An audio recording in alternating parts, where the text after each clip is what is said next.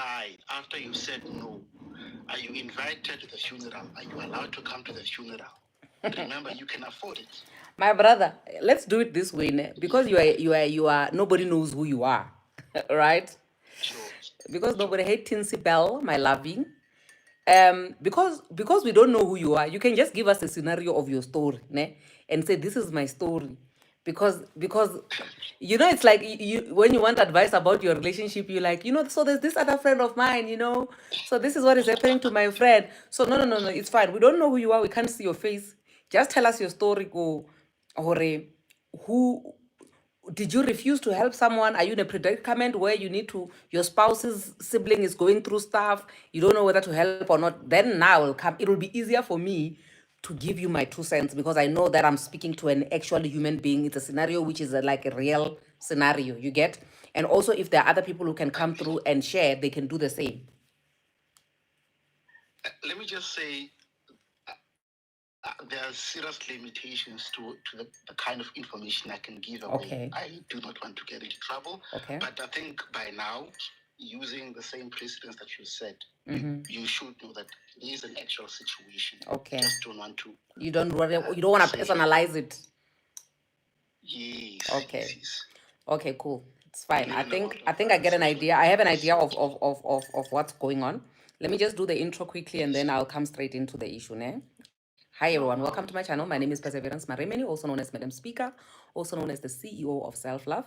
If you're joining for the first time, welcome to the family of healing, self love, and motivation. And if you're returning, thank you so much for the continuous love and support that you are showing me. You are on Losing in Love podcast with Madam Speaker. We're usually live every Thursday at 7 p.m. I apologize today, I was late because life was just lifing. But anyway, we have a scenario here where we are saying, like, I want to repeat it while you are here so that I'm sure, or I'm not, even if I'm paraphrasing, but I don't want to put words in your mouth and I don't want to say the wrong things. So we have a situation. The situation is that you have a wife. Now, when you have a wife, the sister to the wife or the brother to the wife is sick, is in a condition that you are in a position to help them financially for them to get their healing, right? But now the issue or the question at hand is whether you are obliged to help that person or not, and also the repercussions of you deciding whether you want to help or not. Because if you decide to help them, well, you save your marriage, happy wife, happy sibling, happy everything, and then you live happily ever after. If you don't want to do it, and the guy dies or the girl dies, your partner's sibling dies because you didn't want to help, then it might also affect your relationship and your marriage, because then you, for the rest of your life, you're gonna have to carry this thing. Your wife's sibling passed away, you were in a position to help and you didn't, right? So here is my take on this, ne? Or am I correct? Correct. Correct. Okay, cool. So I learned the hard way, ne? With my own sister, that not everybody is obliged to help you with anything in life. And for the longest time, I'm gonna be very personal, in a sense that there was a time when me and my sister were not getting along because I had high expectations. I expected her to help me with things, and she couldn't help me because she had every right not to want to help me for whatever reason. um but it really affected our relationship, and we drifted apart for quite a few months. Okay, not a few, a lot of months that can actually amount to 2 years. But thank God we eventually came back together, and now we are fine as siblings, because anyway, you can't throw away your siblings. So I'm saying that because it's even closer to home than what you are sharing with me now, right? To say, first of all, you don't have to help your spouse's siblings with anything. You are not responsible for your spouse's siblings. I had a conversation with a sister during the day today, and it was a matter of siblings feeling entitled to their siblings' money and their siblings' things, because we have this thing, Yaori. We think just because we're born of the same mother, then we are bound to help each other. You get what I mean? But that's not how it should be. In life, I should be able to choose who I want to help. Just because we're born of the same mother, we're born of the same father, it does not mean that I have to help you when I don't want, even if we're born of the same mother. So in your case, this person is not even born of the same mother with you. They are born of the same mother with your spouse. Now, in my 2 cents opinion, after learning the hard way with my own situation with my sister, I've learned that you don't have to help them if you don't want to help them. You can just say rest in peace in advance if you want to say rest in peace in advance. And I think this is a conversation that you need to have with your spouse, because sometimes these type of things will really cost you your relationship, because to your spouse it might mean more that you help. So they may have high expectations. They may be expecting you to do certain things, go an extra mile, and when you refuse to do that, then they start seeing you in a different light. So what matters the most here is, do you care how your wife views you? So if your wife views you as a caring husband, as a husband who's always pulling through, in fact, maybe the reason why she even agreed to be your wife is because she knows you've got this beautiful heart, you help out a lot. And now you are showing her a side that she does not know. You are showing her that you are actually capable of being so heartless to a point where when you see her sibling dying, it doesn't say anything. And to her sibling is the same as her, meaning that if you can watch her sibling die, you can also watch her die. If you don't care how your partner feels or how they view you, you don't have to help. But if you care and you still want to save this marriage and you know what it means for you to actually help, then you should help. So it's a matter for me. I don't know, maybe other people can come and say something different, but for me, it's a matter of you as an individual. You weigh your options. Do you care how your spouse views you after you've made a decision of either helping or not helping? Because I can tell you now, based on the story that you are sharing, you are not willing to help. It's a big ask. And that big ask, it has put you in an awkward position. Yes. I think the challenge here is that the the legacy of my decision, understand, is that will the marriage be able to survive my decision? And I don't enjoy the fact that there are external factors that are affecting the quality of the marriage that we are trying to build. You understand?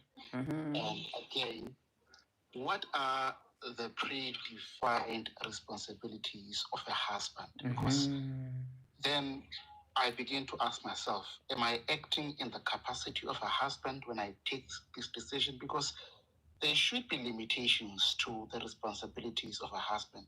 And those responsibilities should be predefined so that at least if they are predefined, then I can be my performance of those responsibilities can be measured because they are predefined. So now, if I do not help and the sibling dies as a result,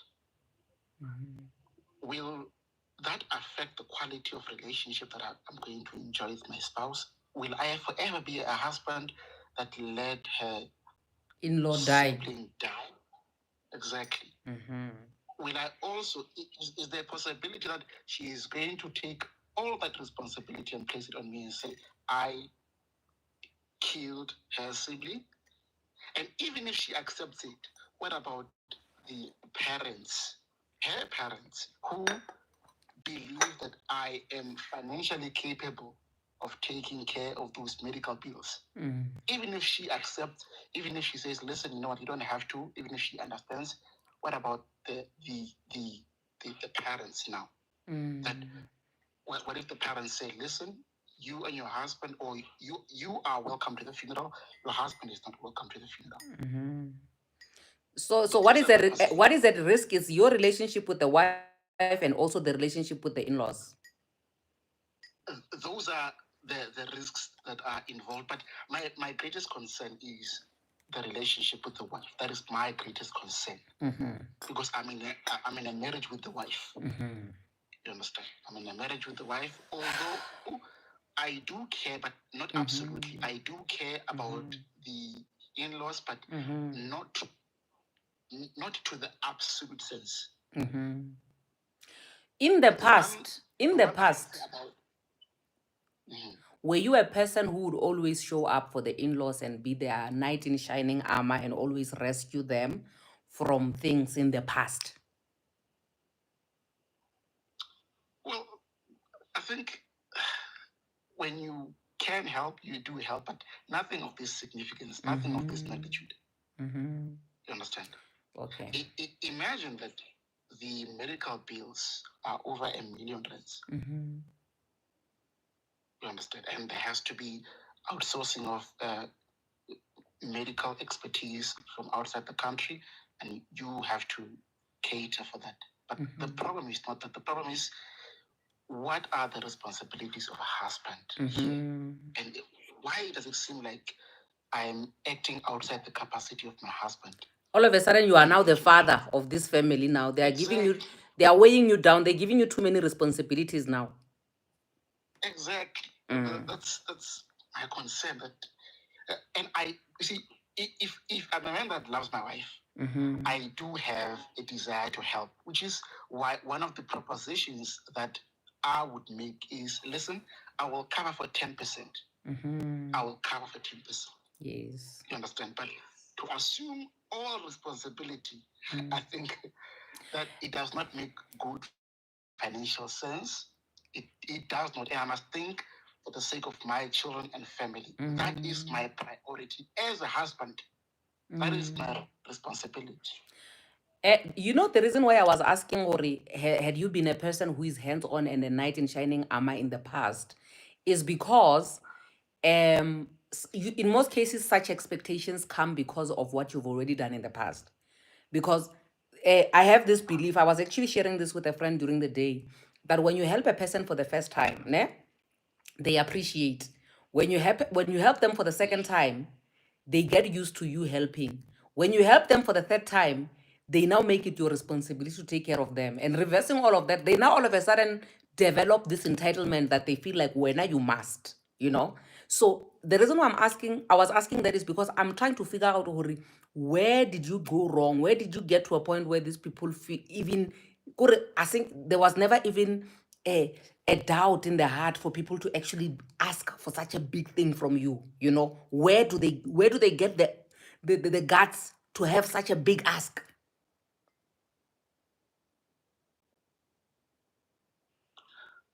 Well, like I said that previously, where there were responsibilities that had to be fulfilled, You would help, you would chip in I here and would there.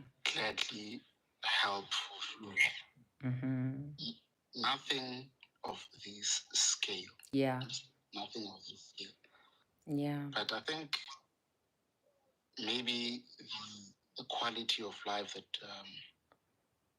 we have been able to afford by the grace of God has made certain assumptions. You understand? And those assumptions are made by people outside the marriage, which is the in-laws. You understand? So when the development happened, the diagnosis and the billing of the medical expenses happened, I think there was no doubt that there was someone within their circle that could cater for the needs. You understand?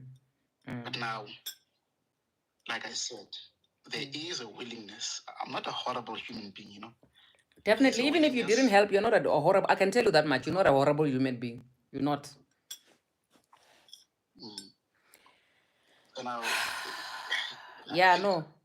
People are entitled. My dilemma is my dilemma there is that this is my greatest concern. After the decision, the legacy of the decision, after the decision, will I have the same wife? Sure. You understand? Yeah. Will I have the same wife? Because now you don't want to share a bed with someone that thinks that you killed their sister. You don't want resentment. And I do understand that there is a bond between the sister because there are only two siblings, you understand? And there is a serious bond, a very serious bond, you understand? And given the fact that she is also well aware of the extent to which my finances can go, I think she'd be like, okay, but you can. Why don't? But just because I can does not mean I should. I agree with you on that one. Yes. Yo. Yo, yo. It's a serious dilemma. And I just wanted to highlight that, sometimes when we having these conversations about love, family, marriage, it's not all the time that marriages collapse because of things like cheating. Sometimes there are serious matters like way more than cheating. True. I think, in my perspective, this is more complex. Yes. This is far more complex. Yeah. No, I absolutely agree with you. It's not always cheating. It's not always the norms, that make people drift apart. And I think already you can anticipate how life is going to be like after this whole episode comes to an end. It's never going to be the same again. Like, you see, even where you are now, it's either the resentment is going to come from you or it's going to come from the wife. Because if you help, because I mean, we work so hard. When you are working hard to acquire whatever that you have, you didn't have a sister in mind. You didn't have any other people in mind. You had your family, which is your wife and your children. So now, when somebody comes with this kind of big ask, it puts you in a very uncomfortable position in a sense that if you don't help, the wife is going to resent you. If you help, you're going to resent the wife. You understand what I mean? So I think those two things for me, this is big. Someone here is saying, Lalo is saying, if roles were reversed, how would things roll out? I think we can't really say much about roles reversing, because already the type of person that you are is definitely not the type of person that the other person is, Like, for example, if your brother was in hospital, you probably wouldn't even expect your wife to help in any way. You understand? But you are being expected to come through. And the one thing, I had a conversation like this with a friend, I think yesterday, when she had this big ask that she was asking somebody who is close to her to say, whatever outcome, it might actually dent or damage, the relationship in any way.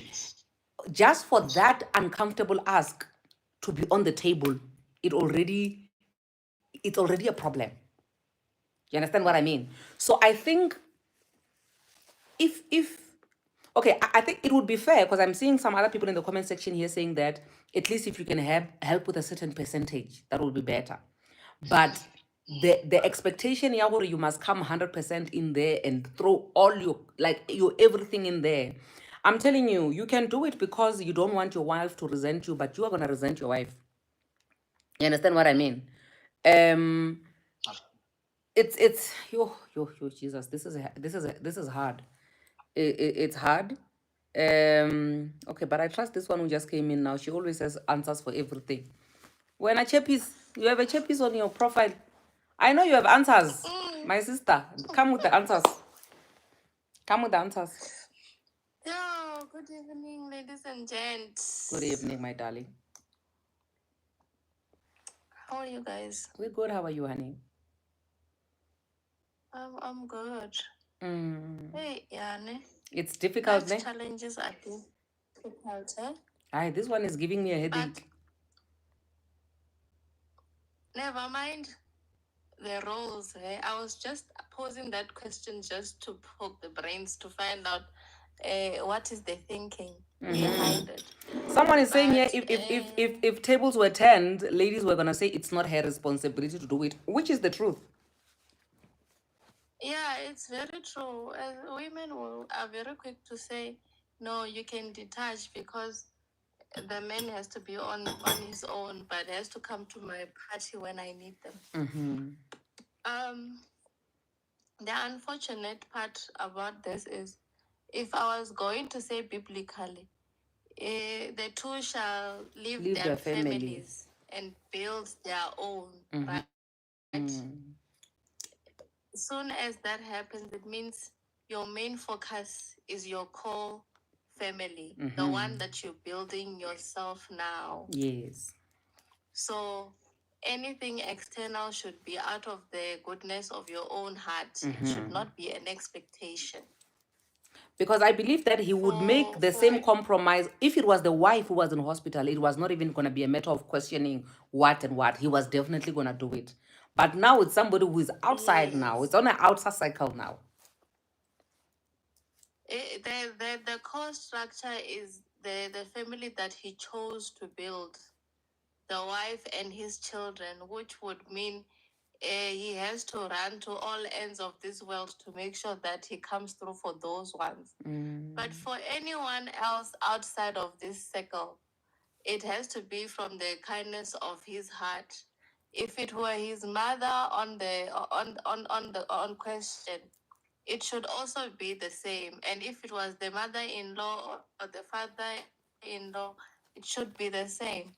So at no point should he feel obligated to do anything. And if the wife's expectation is he should come through, then she is being selfish. Unfortunately, we are not allowed to say such things about our sisters because feminism only, that's the only, when it comes to anyone else. And if the thinking is, if I don't do it, I get to disappoint my wife. Yes, and you know how we wives are. She's gonna hold it against him for the rest of his life. He's never gonna enjoy his marriage after this.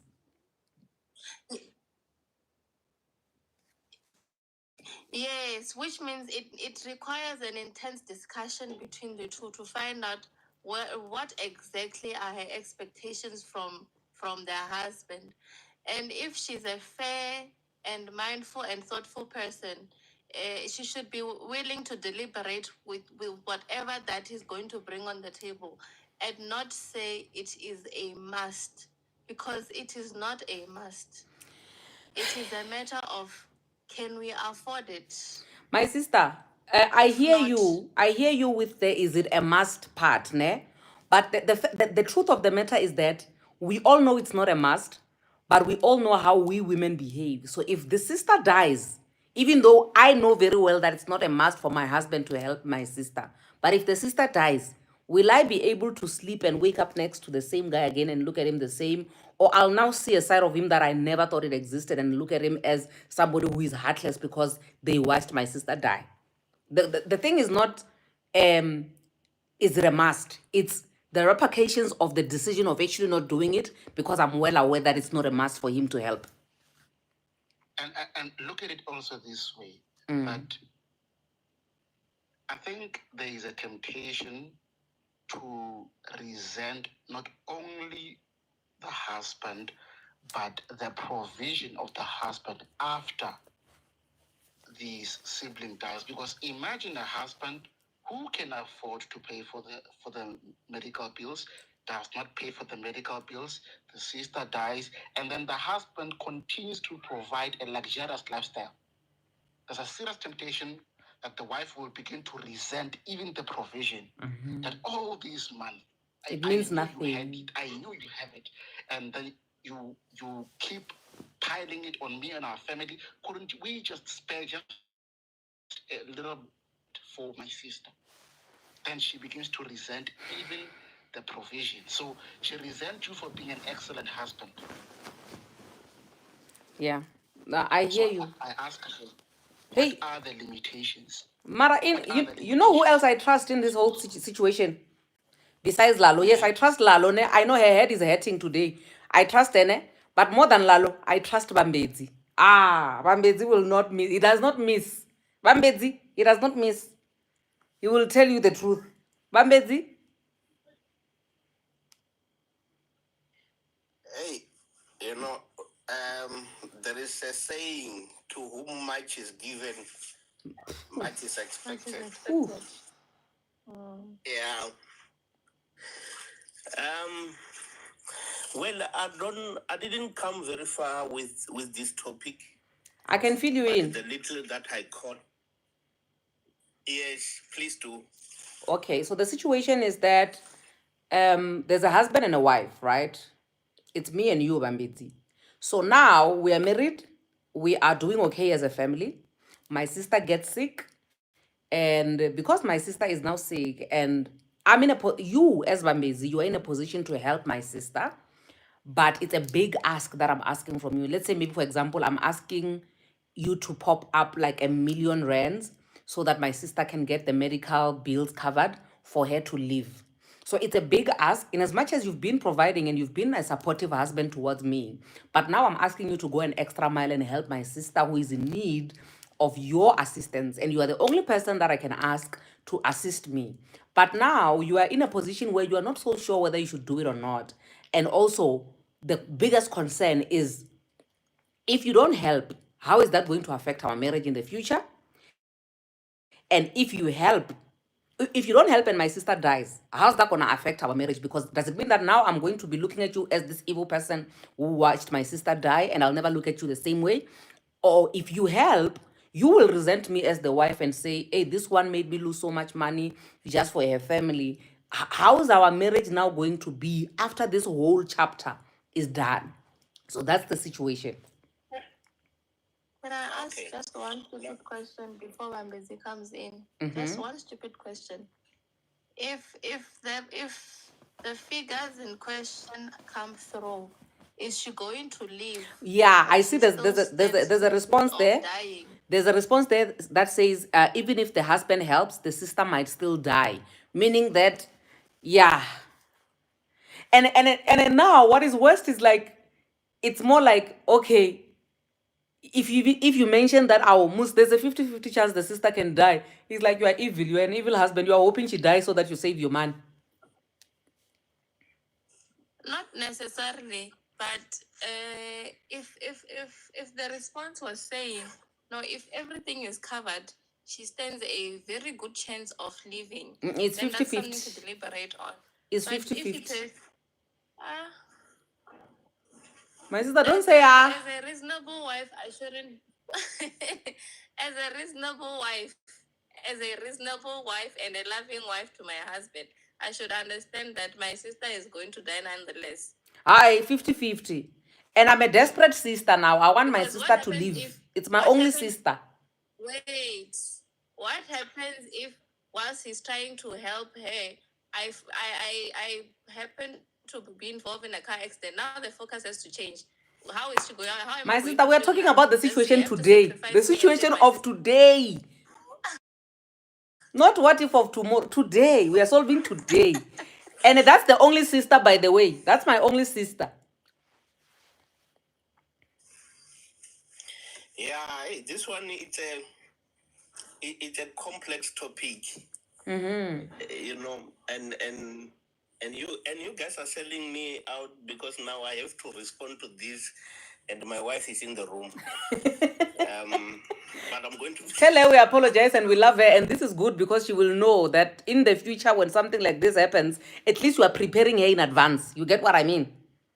This is good. This is actually good for you and your wife, Bambedzi.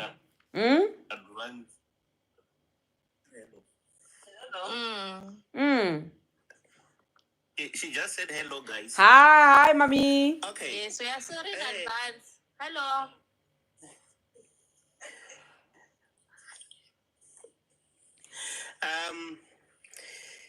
Well, this thing depends on the attitude. Okay. That is in the house. The gateway for me as the husband to help or to assist, sometimes it's motivated or discouraged by the kind of attitude that you regard my family with. So if you came at Wambeji's family thinking that the mothers-in-law, the brothers and the sisters-in-law are witches, then I'll have to handle you like a child of a wizard. Because you see, you can't, if you're going to call my mother a witch, you must be sure that your father is not a wizard. It's as simple as that. I'm trying to say, if you frown when I have to buy my sister who came back from her husband's house, when I have to buy her a bag of mealie, and you frown, don't expect me to be involved there. Let's say all of those things you are saying now, they are not the case. You have a good relationship with your wife. She respects your family. You respect her family as well. All is well. You don't have issues with your in-laws. You have a healthy relationship. Mara, here's a big ask, which is going deep in your pocket.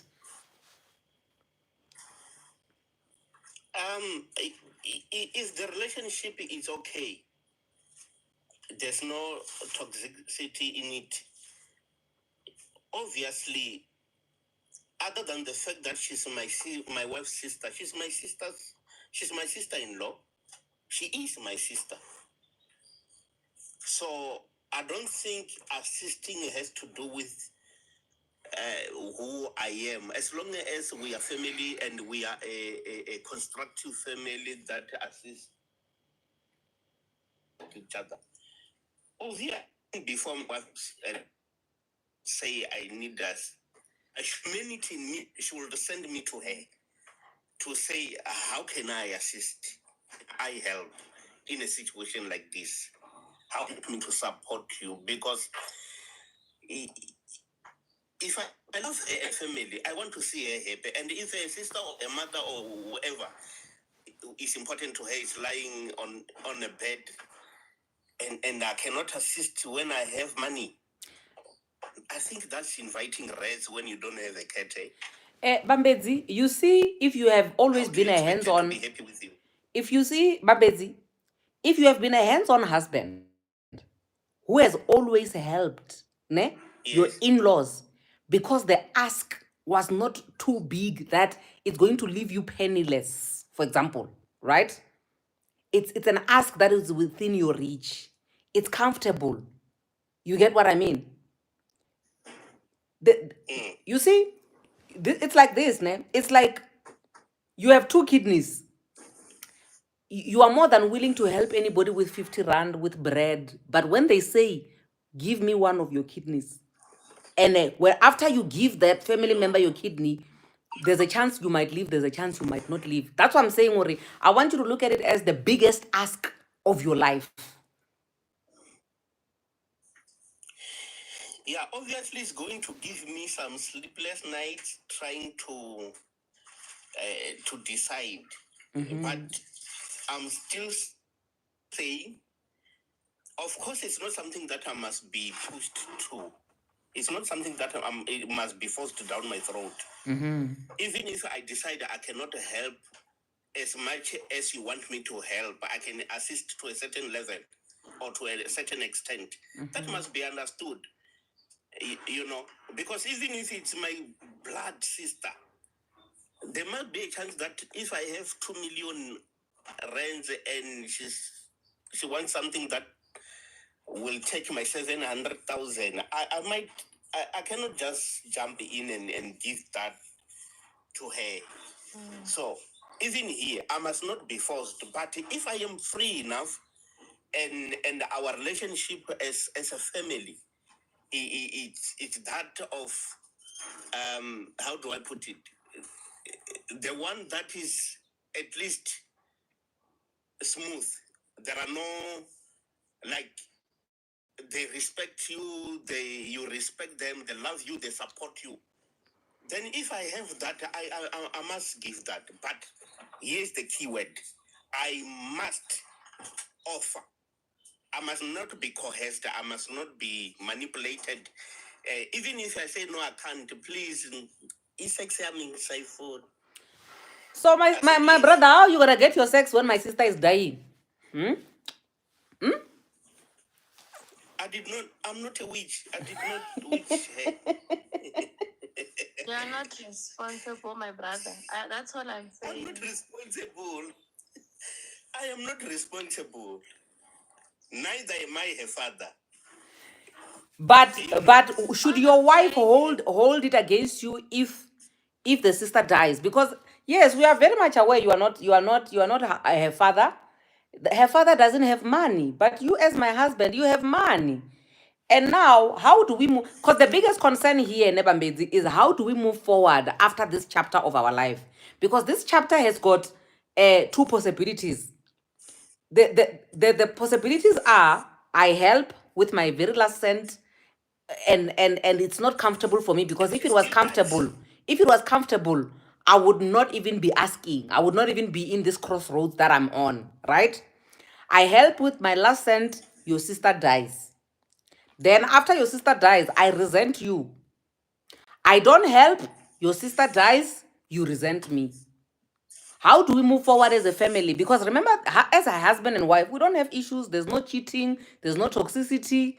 We are just happy. We have this mountain, which is my sister, who is sick. My friend, But let me help. You must just get your facts right. Mm. Because if you are going to be bitter for that, she's your sister. I can take your bitterness if maybe it was a child that I found you with. Obviously, that one becomes my child. But with your sister, I must be allowed space to say, I can assist, but this much. Okay. Don't prescribe.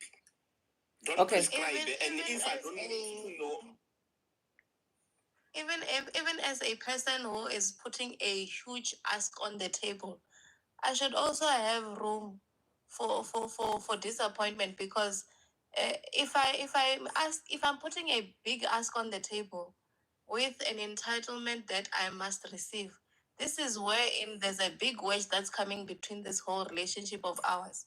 Because as I'm asking as it is, I'm awaiting a yes only, wherein I should be having a probability of saying it could be, which means with this a big ask that I'm putting on the table, I should not be handing it with a definite guarantee that my answer will be a yes.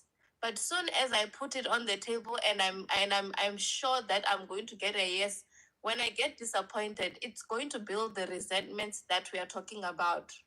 So in order for that not to get to that point, as the one who is on the other end of the receiving, I should be mindful to think, but this could not go my way. And if ever, knowing that the person who I'm asking is capable, and I go there with the hopes, and I have already told everyone that it is definitely going to happen, this is where the resentment is going to be. Because why am I expecting already without actually giving you the platform to deliberate on it, to check if it's worth the risk? Because if it's a 50-50 kind of chance, definitely if I pop in R1,000,000 and we wake up tomorrow to find that the person we popped R1,000,000 for is no more, it's R1,000,000 that went to waste. Even if I pop it and they pass on in 2 weeks or in 3 weeks or in a month, it's not. So now the resentment is gonna come from the husband's side. So in this situation, either way, there's gonna be some sort of resentment after this chapter. I think Red wanted to say something. You wanted to clarify something? I think, like I said, that I hate the fact that there are external factors that are going to affect the quality of marriage that we are going to enjoy going forward.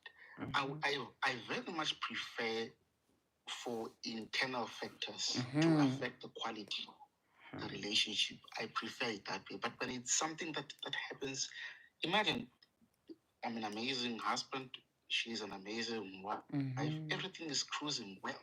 You understand? No resentment whatsoever. No one is going outside. No one has stepped outside ever. Everything is going so well, and then something like this happens. You understand? Something completely unexpected. So I dislike very much that this challenge is coming from the external environment. I would have very much preferred that if something of this nature had happened, that at least it's coming from the internal environment. You understand? And then there's another question here. The question is, if the wife asks me, Lord, please excuse me, there are children in the background. No problem. The question from the wife would be, had it been your sibling or any of your siblings, would you have doubted?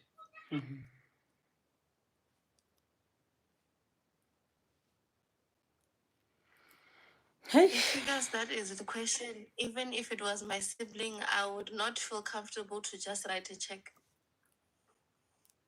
Yeah, but it They will are be able no to problem, no so, problem. I see you saying excuse me. but Yes, maybe they could try counseling, yeah. This one will definitely need before counseling. making any big decisions on this one, because external people should not be the core disturbance of your household. Like he is saying, there should not be factors that affect the status of your household. I agree with you. Sorry, no I problem. had to attend to something. Okay.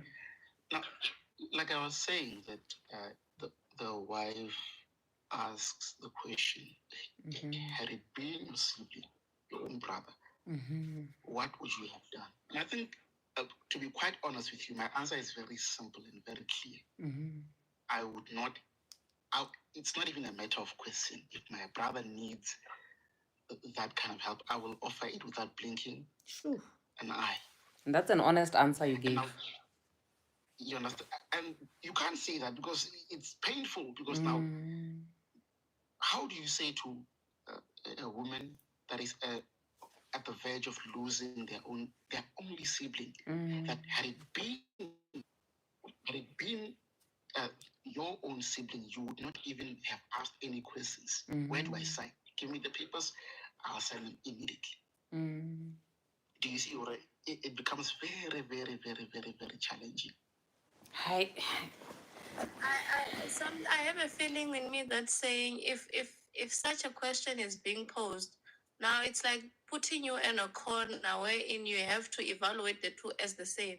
And it's And they are not. not. Yes. That's the thing. Your sister is your sister. My sister is my sister. So already as it is, this is a cohesion of sorts. Hence the resentment will come through. It is because now, if we look at the question of whose money is it that has been proved here, it is my money. You understand? So even if the situation had happened to my sibling, it's my money. I can do with it whatever it is that I want, but I don't want to carry that attitude.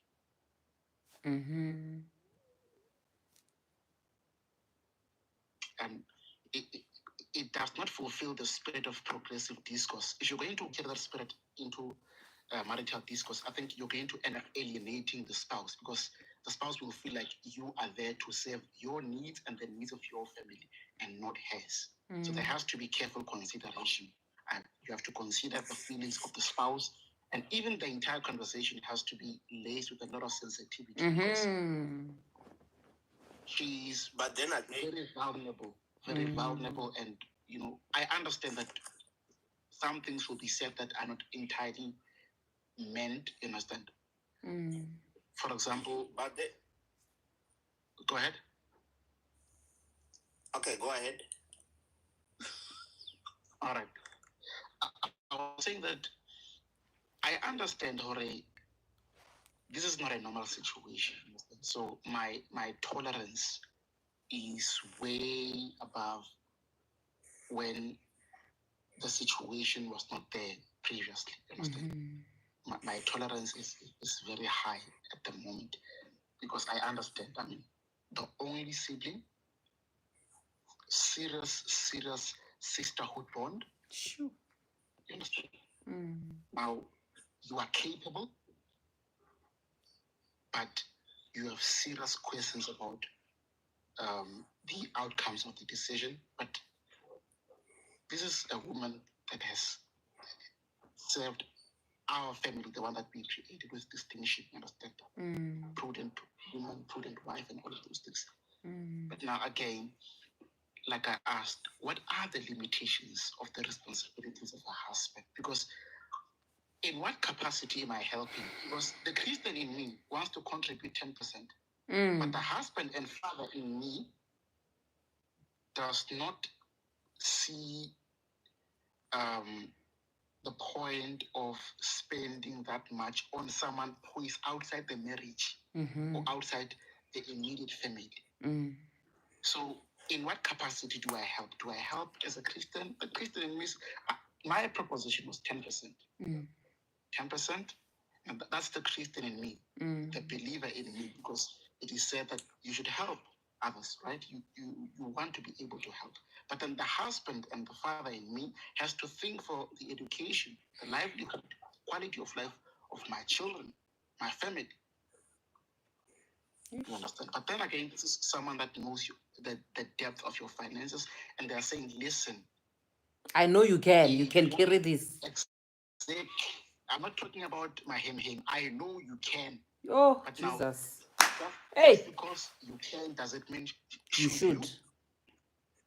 Oh, it doesn't. And again, if I were to be honest, and this is the kind of honesty that I don't think I will bring into the conversation with the spouse. Because it's sensitive also. You know, emotions are involved. Yeah.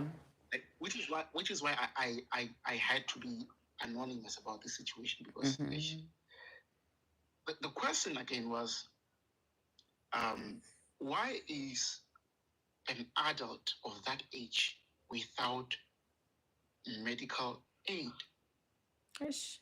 Why am I now suffering for the lack of responsibility of another adult? Ish.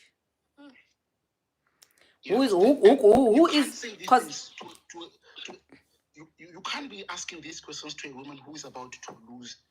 You can't. Yeah, because now asking the questions doesn't really help with the situation. Exactly. You get what I mean? And also the thing is, there's a difference when somebody can't afford medical aid and when somebody just decided, Horobona, they have a car, they're just going to cancel the insurance because nothing is going to happen.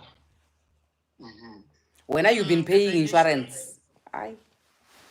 But then those factors, the factors that include the life of a whole human being, an adult, are now affecting my household. Yay. You see my frustration. You're a better man than a lot. If I was in your shoes, I was not even going to be bothered, Shem. Ha, Lalo. Lalo is not a human being, guys. Don't listen to her. She has a box. You see where where there's supposed to be a heart under the breast, ne? There's a box. It's full with ice. Okay. And I think it may be a steel one. Yeah, but yeah, back to the topic, Bambedzi.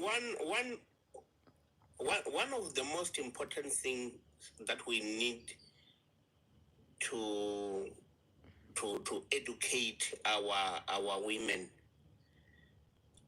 or to remind them, because I don't think they've not been educated, they just choose to ignore it, is the fact that when they are married into the Bambedzi family, they are married to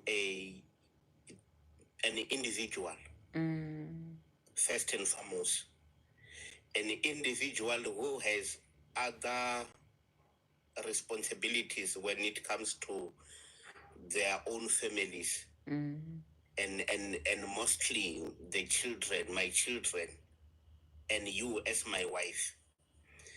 But if you are going to drag the rest of your family, and then you kind of adopt me as a father figure to your family, that will always clash within us here at home. Yeah. Because we may not be talking about something very serious like a sickness, somebody dying in hospital. We may just be talking about your brother's driver's license. You have to understand that my resources are meant for the Mbedzi household. That one is a fact that you have to accept. So if I assist, let it be that assistance. I am assisting because I see the gap and the need to do so. And it's from me. I'm the one who's volunteering. Yes. Because I may have had my own driver's license because my uncle took it upon himself. You know, there are other things that you need to consult with your family members first. So if you're going to fight your family members because you are married to this guy that you think is a demigod, has all the money and all that, you're going to have a problem. Marambambeti, the thing is, Like the thing is, at this I point, I don't think it's fair. At this point, there are no fights yet. You get what I mean? At this point, It's a subtle one. It's not an out. It's not a fight that's out there. It's not a disagreement that's out there, but it's internal. okay, see the question: if the husband refuses and the sibling dies, is the husband welcome to the funeral? You know, I think for this one, you're gonna have to sit it out to just say, listen, if they say I must not come to the funeral, it's fine, because either way, she's not like she's gonna wake up when she's dead, whether I come to the funeral or not. You will just have to attend therapy afterwards and see how do you best solve it. You know, Tinsi is saying, or maybe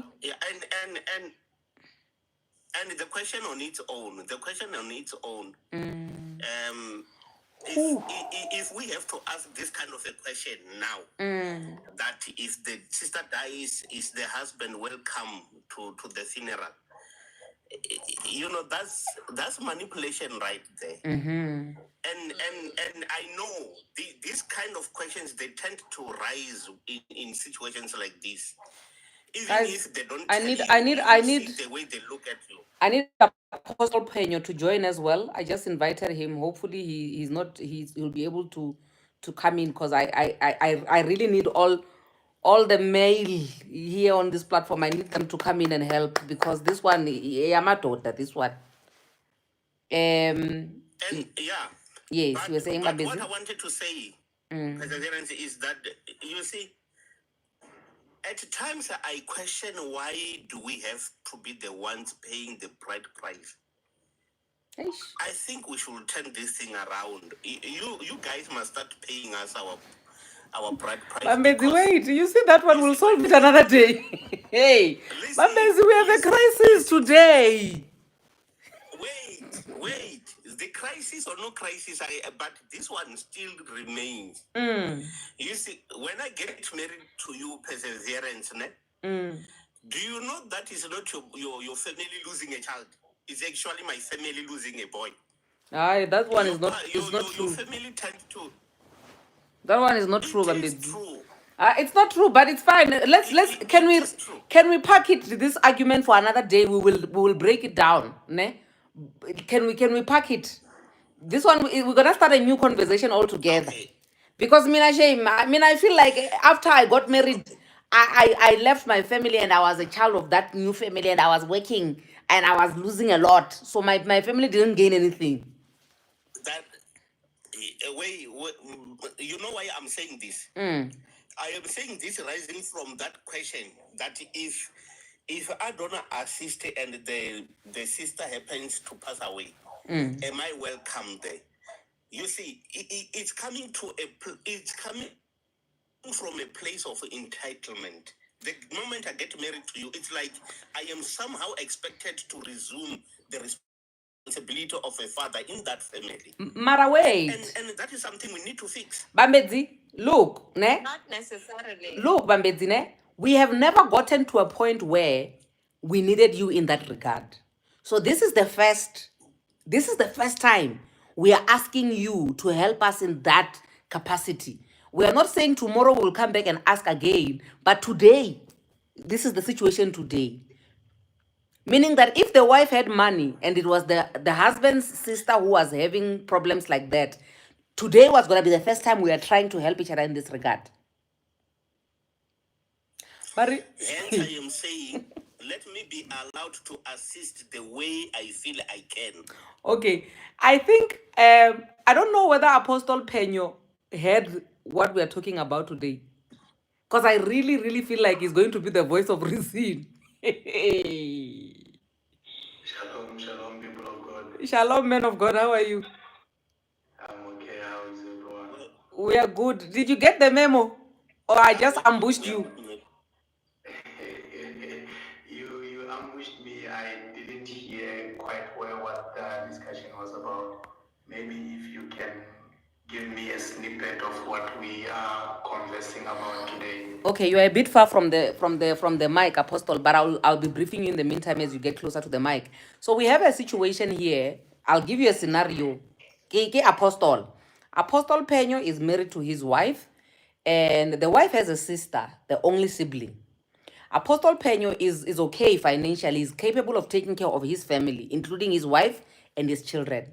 Now, the sister to Apostle Peño's wife gets sick or is in hospital, and it's a matter of life and death. There's a 50-50 chance of Apostle Peño's Apostle Peño's wife's sister to make it. Now, Sister-in-law. or sister-in-law. Now, the wife, yeah, Apostle Peño, comes and says, my husband, I'm asking you to help me with a medical bill of 1 million pula for my sister. And there's a 50-50 chance of your sister-in-law can either make it or not make it. And then now it's putting you in an awkward position because your wife is asking you because she knows your pocket, she knows you are capable. But it's a big ask because now you are taking a lot from the family. Ne? But also, you now have to, the fact that they even considered you to be the person that they're asking for help is because this sister of mine, who is very close to me, decided not to have medical aid. Now her medical bills are on my head. So meaning that if I refuse to help and she dies, it's gonna affect the marriage because the marriage is beautiful. There's no cheating. There's no toxicity. It's beautiful. If I help and the sister dies, if you Apostle Peño helps and the sister dies, you might end up resenting the wife now because I agree. You see, you lost your money, your family money, your well-being. According to you, you are supposed to only be responsible for your wife and your children. All these extended family members, you can help here and there, but this one is the biggest ask of your marriage. What do you then do? Okay, I hope you can hear me now. Yes, we can hear you, sir. Loud and clear. Okay, here is the gist of the matter. Okay, one, I'm going to speak as a married man, and I'm going to put myself in that same position that you just highlighted. As a man, whether married or not, you must know that the responsibilities that were directly looking at your wife are now yours by matter of absorption through marriage. Okay. So whatever it is that your wife used to do prior to you getting married to her at her family, there is going to be a discussion as to how can we chip in to support my family as the wife. So this matter, it really is easy, but society has made it to look so difficult because we most often take money to be the bigger picture than life. Okay. So the simple and best answer to this question is you ought to help your wife as you see fit or as the both of you see fit. If the money is there and the family can also support if you come in and assist with a certain percentage of that particular amount, then you are better off doing that. But if the family is crying and there is no one who can answer their cries but your wife through you as the husband, then you have to make the payment. Because whether the person took a loan, whether the person took a medical aid cover or they did not, at the end of the day, that person is family. So if you as the husband are going to question the legitimacy of you having to pay the medical bill, then it means there is a problem with you as the husband. There is a big problem because that is your wife's sister. Basically, that is family to you as the husband. So whether you like it or not, to avoid resentment from your wife, to avoid your wife feeling like help is always leaning towards your own family, to make sure that everyone is taken care of as and when the need arises. Because this is a need. This is not a want, it's a need. It's a season in the family that calls for everyone. it's a season in the family that calls for you as the husband to now represent your wife as the head of the family. So my simple answer is, please take care of that sister, pay the medical bill, and if the person dies, the person has died. Because at the end of the day, you are still going to use money. When that person dies, the first person to contribute towards a coffin, the first person to contribute towards food is you and your wife. And sometimes we overlook the reality of life, which is taking care of each other and making sure that we are good, all of us, and then we only focus on ourselves. That is where we miss a lot of things as people. I want to call you to a place of not only relying on yourself, but also relying on other people. And the only time you are going to rely on other people is if they can also rely on you. Excuse me. So that is my truth to you today. As a married man, as a man of God, I'm telling you now, please, money will not take you anywhere. You can have it in excess.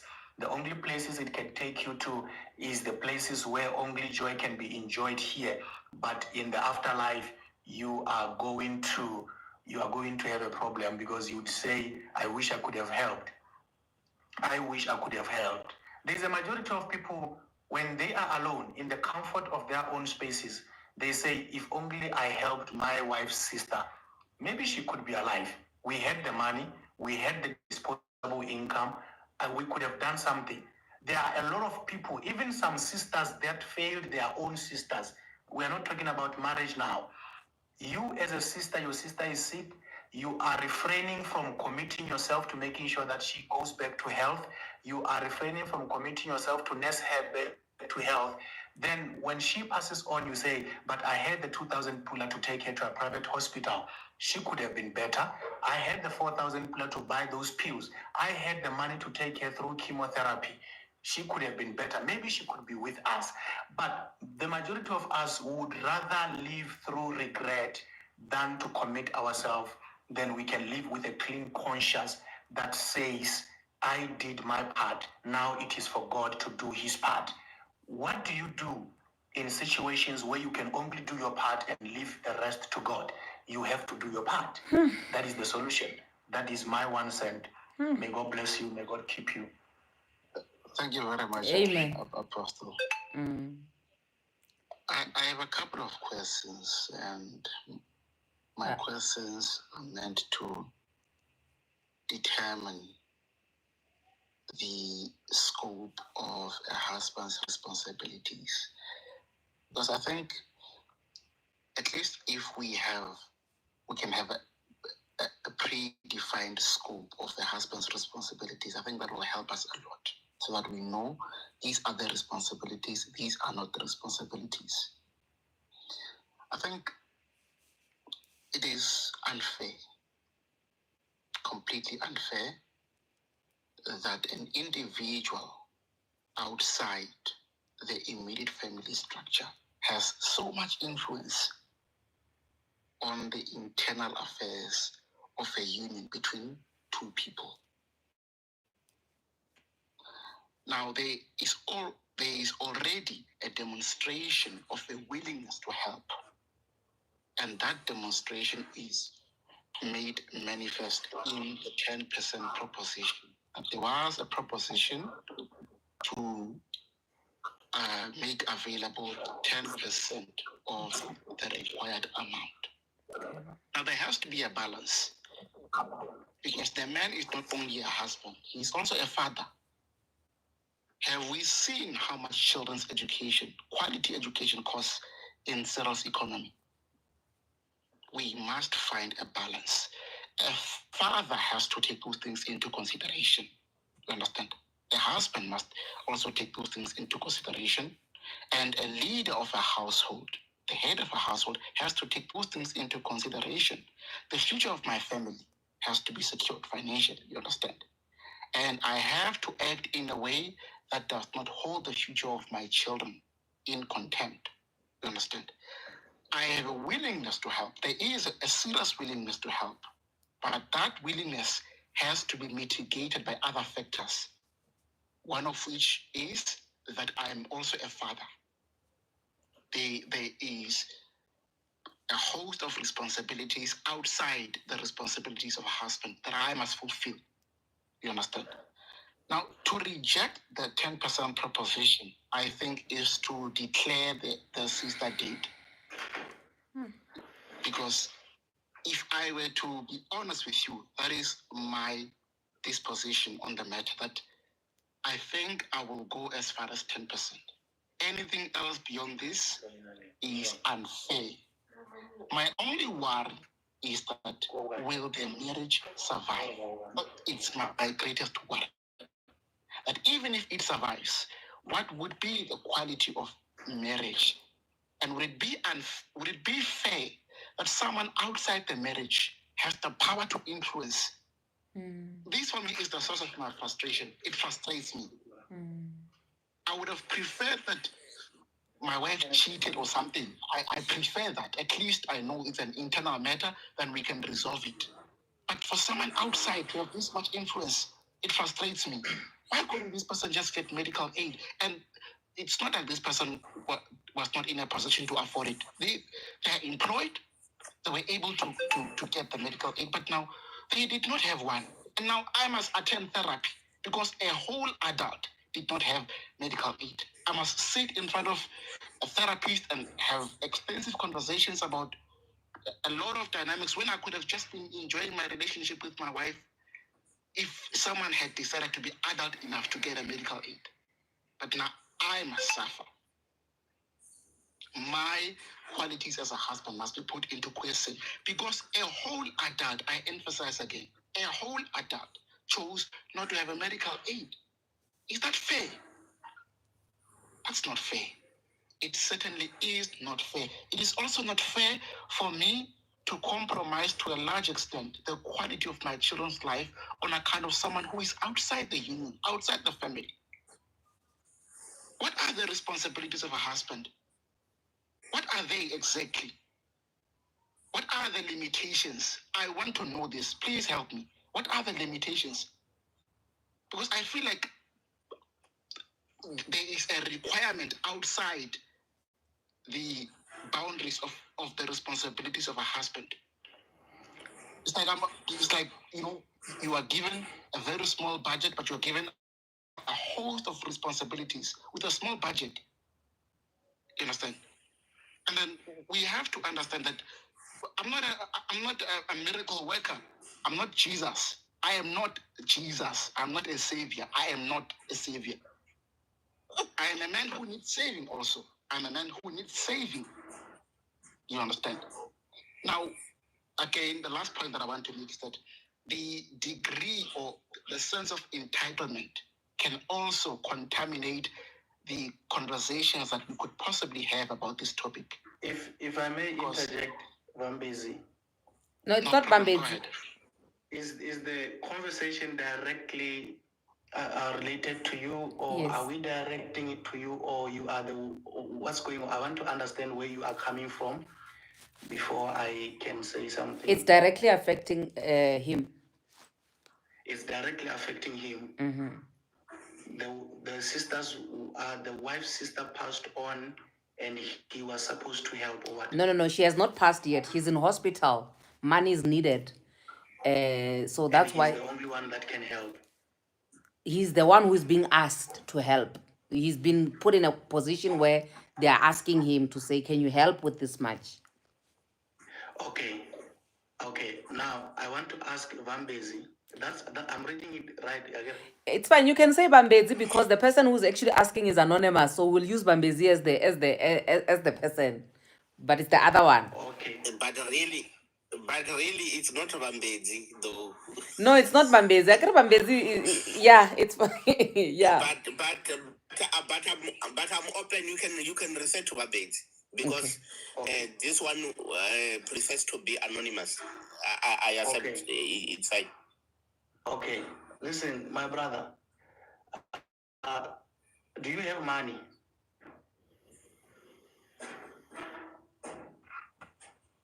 Anonymous. There are finances to cater for the need. Dread of winter is the one that is answering. What's Yes. going on here? Apostle Penyo, Yes. that's the He's person the in one who has question. Yes. Okay, no, thank you. I wanted to catch up so that I can be able to facilitate my argument here. Okay. Do you have money?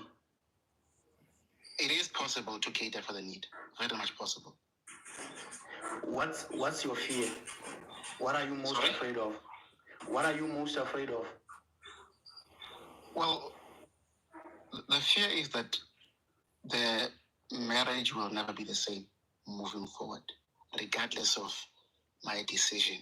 So the legacy of the decision, regardless of what the decision is that it might negatively impact the quality of life that we are going to enjoy as a married couple.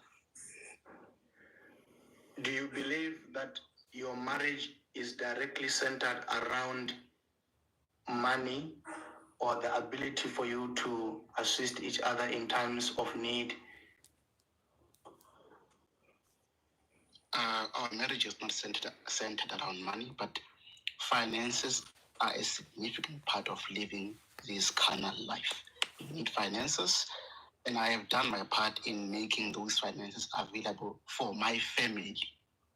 Okay. I've done my part. Were you conscious of the reality of the kind of family that you were marrying into? Well, if you're asking whether there have been previous instances where I had to help, yes, there were, but not previous instances. Were you conscious of the kind of family that you are marrying into? Like, or maybe in future they might need your help because they are less fortunate or they don't have. So yeah, I think I get the question. If I'm not mistaken, Apostle, that's what you're asking, ne? Yes. I think that would require me to classify their socioeconomic conditions, but I think they're decent people. They're not living in abject poverty. It's not an issue of them being in abject poverty. It's like if you are marrying into a family, you look at the family and you know that there are going to be seasons of need that are going to require me to step up, and that is what I am asking. Or so this family is well off and they are just covering their ability to assist their own daughter because they feel like you have enough and you should. Because it's two things, right? It's different when the family is really in need of your help. You are a savior at that moment. And then there is a family that will have the means to assist themselves, but they'll look at you and they say, she's married, our daughter is married to a well-off man. And now it comes off as a leech mentality. That is what I call a leech mentality. That's why I am asking you this question, so that we can be in a position to advise you. All right. I think the family is well capable of catering for their own needs, but this particular need is well beyond their financial reach. You understand? Okay. All right. No, I hear you.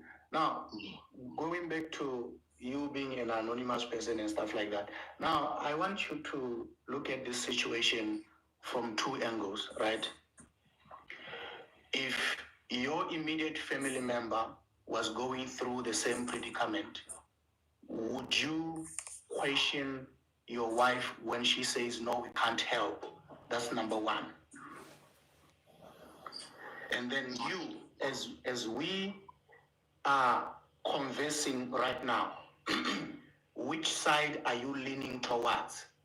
Are you leaning towards the side that you cannot help, entirely on the basis that if you do help and the person doesn't survive, you are not going to look at your wife the same way?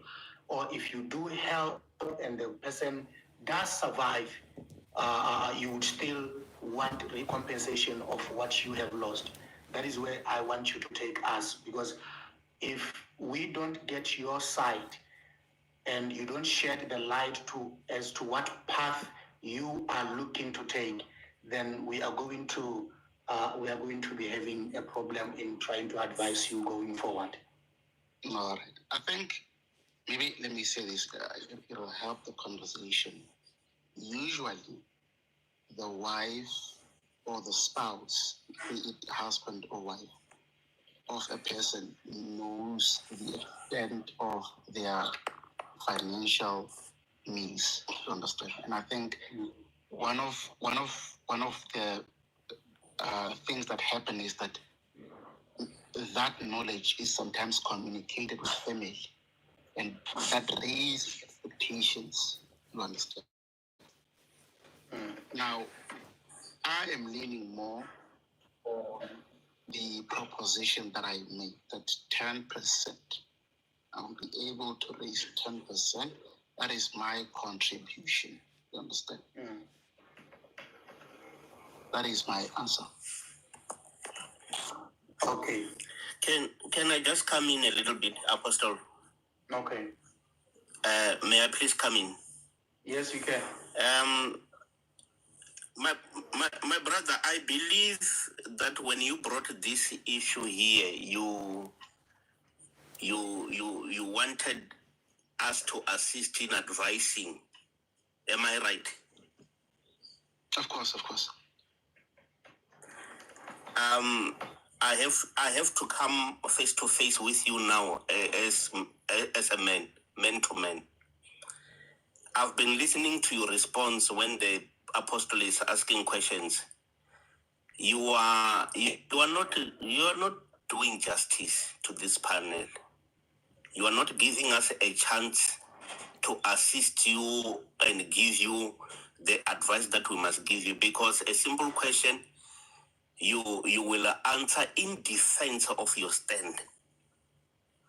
So we really have to advise you. We really need to advise you, but I think you need to let your guard down a little bit. Because if we are going to ask a question that, do you have money, for instance, and you say the money that is there, it's meant for something else, that's not an answer. That's defense. Do you have money, yes or no? Position to assist. If you wanted to assist. All right. The simple answer to the question would be yes.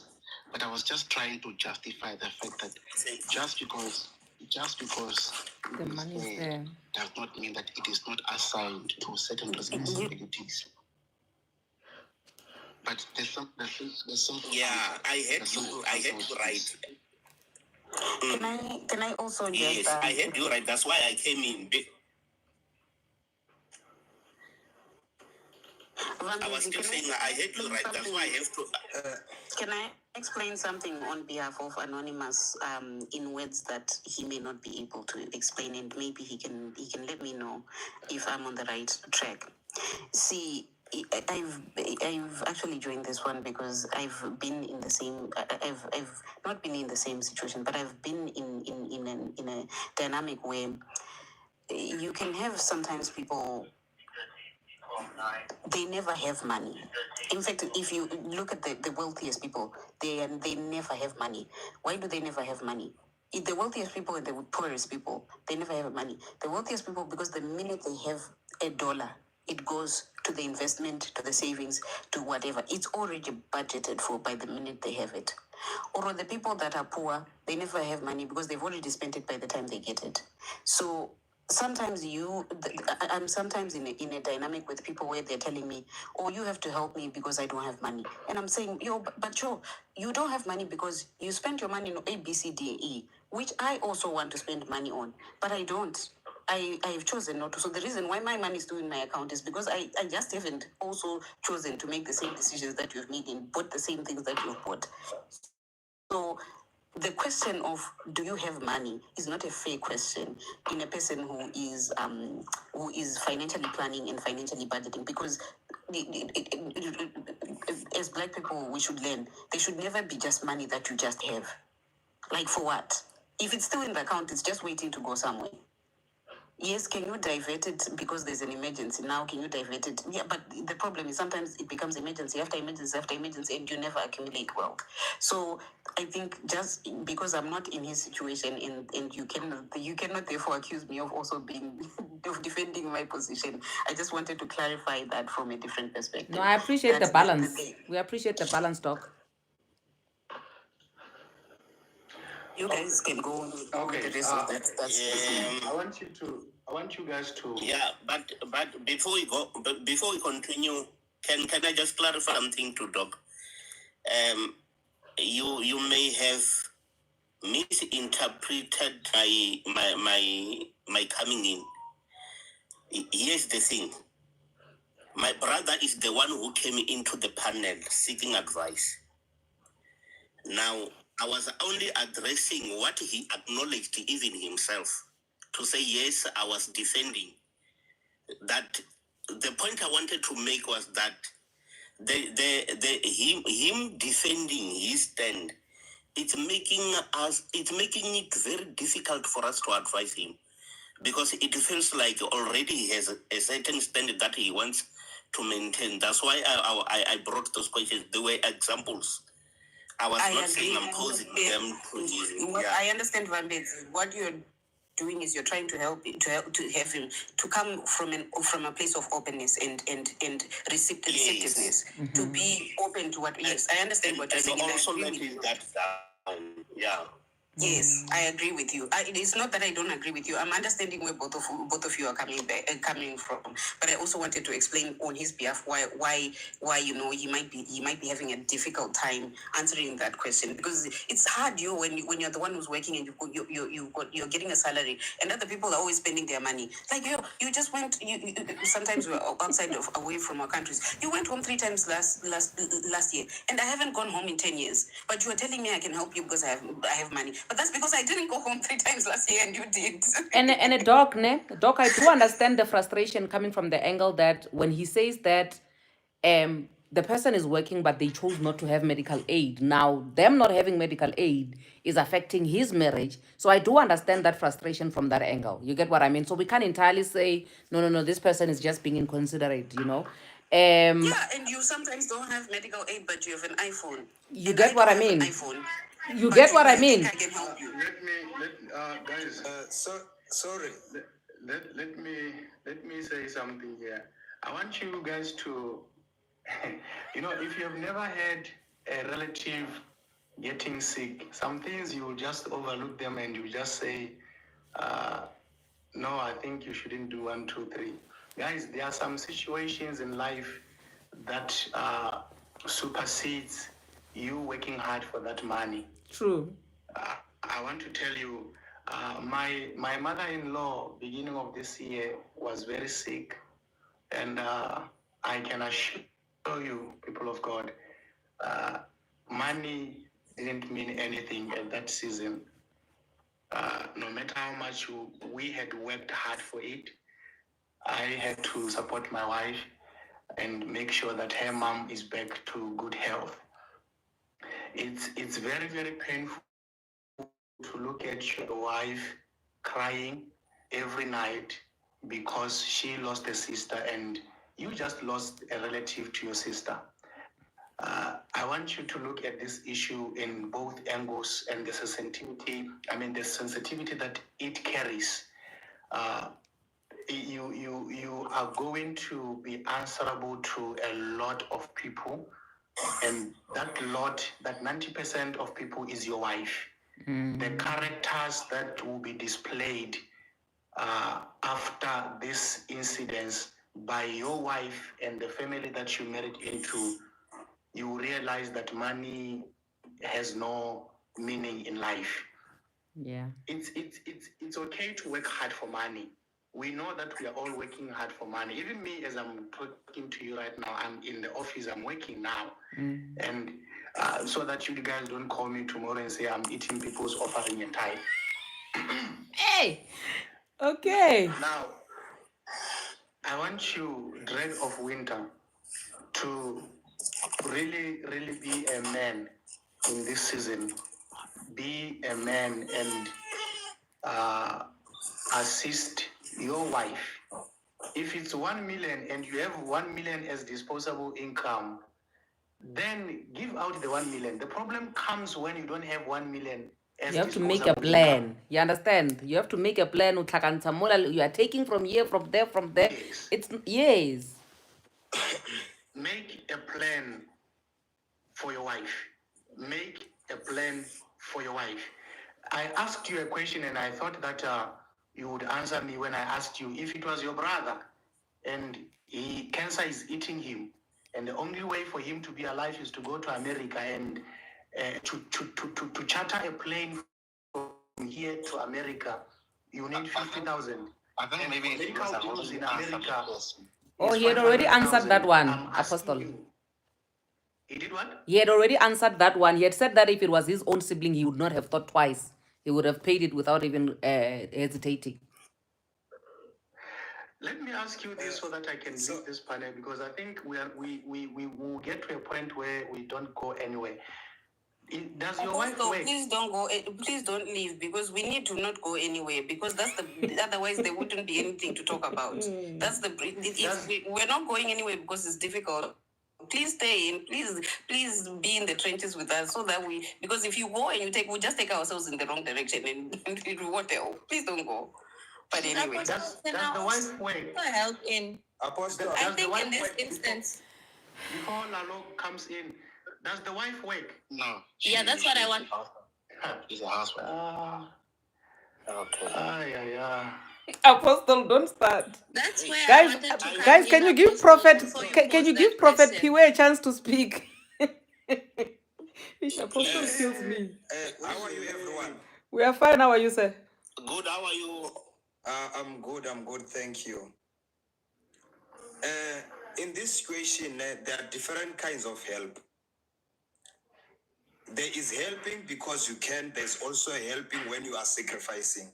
Mm-hmm. And there is helping when you are not willing. Mm-hmm. So this man, he needs to find himself first on which part where he is standing. He is willing to give 10% from his heart. But he's willing to give 10%. why Yes. 10%? All right. Why He's willing 10%? to give 10%. Can he be able to do above 10%? No. I think Thanks. I can only sacrifice for my immediate family.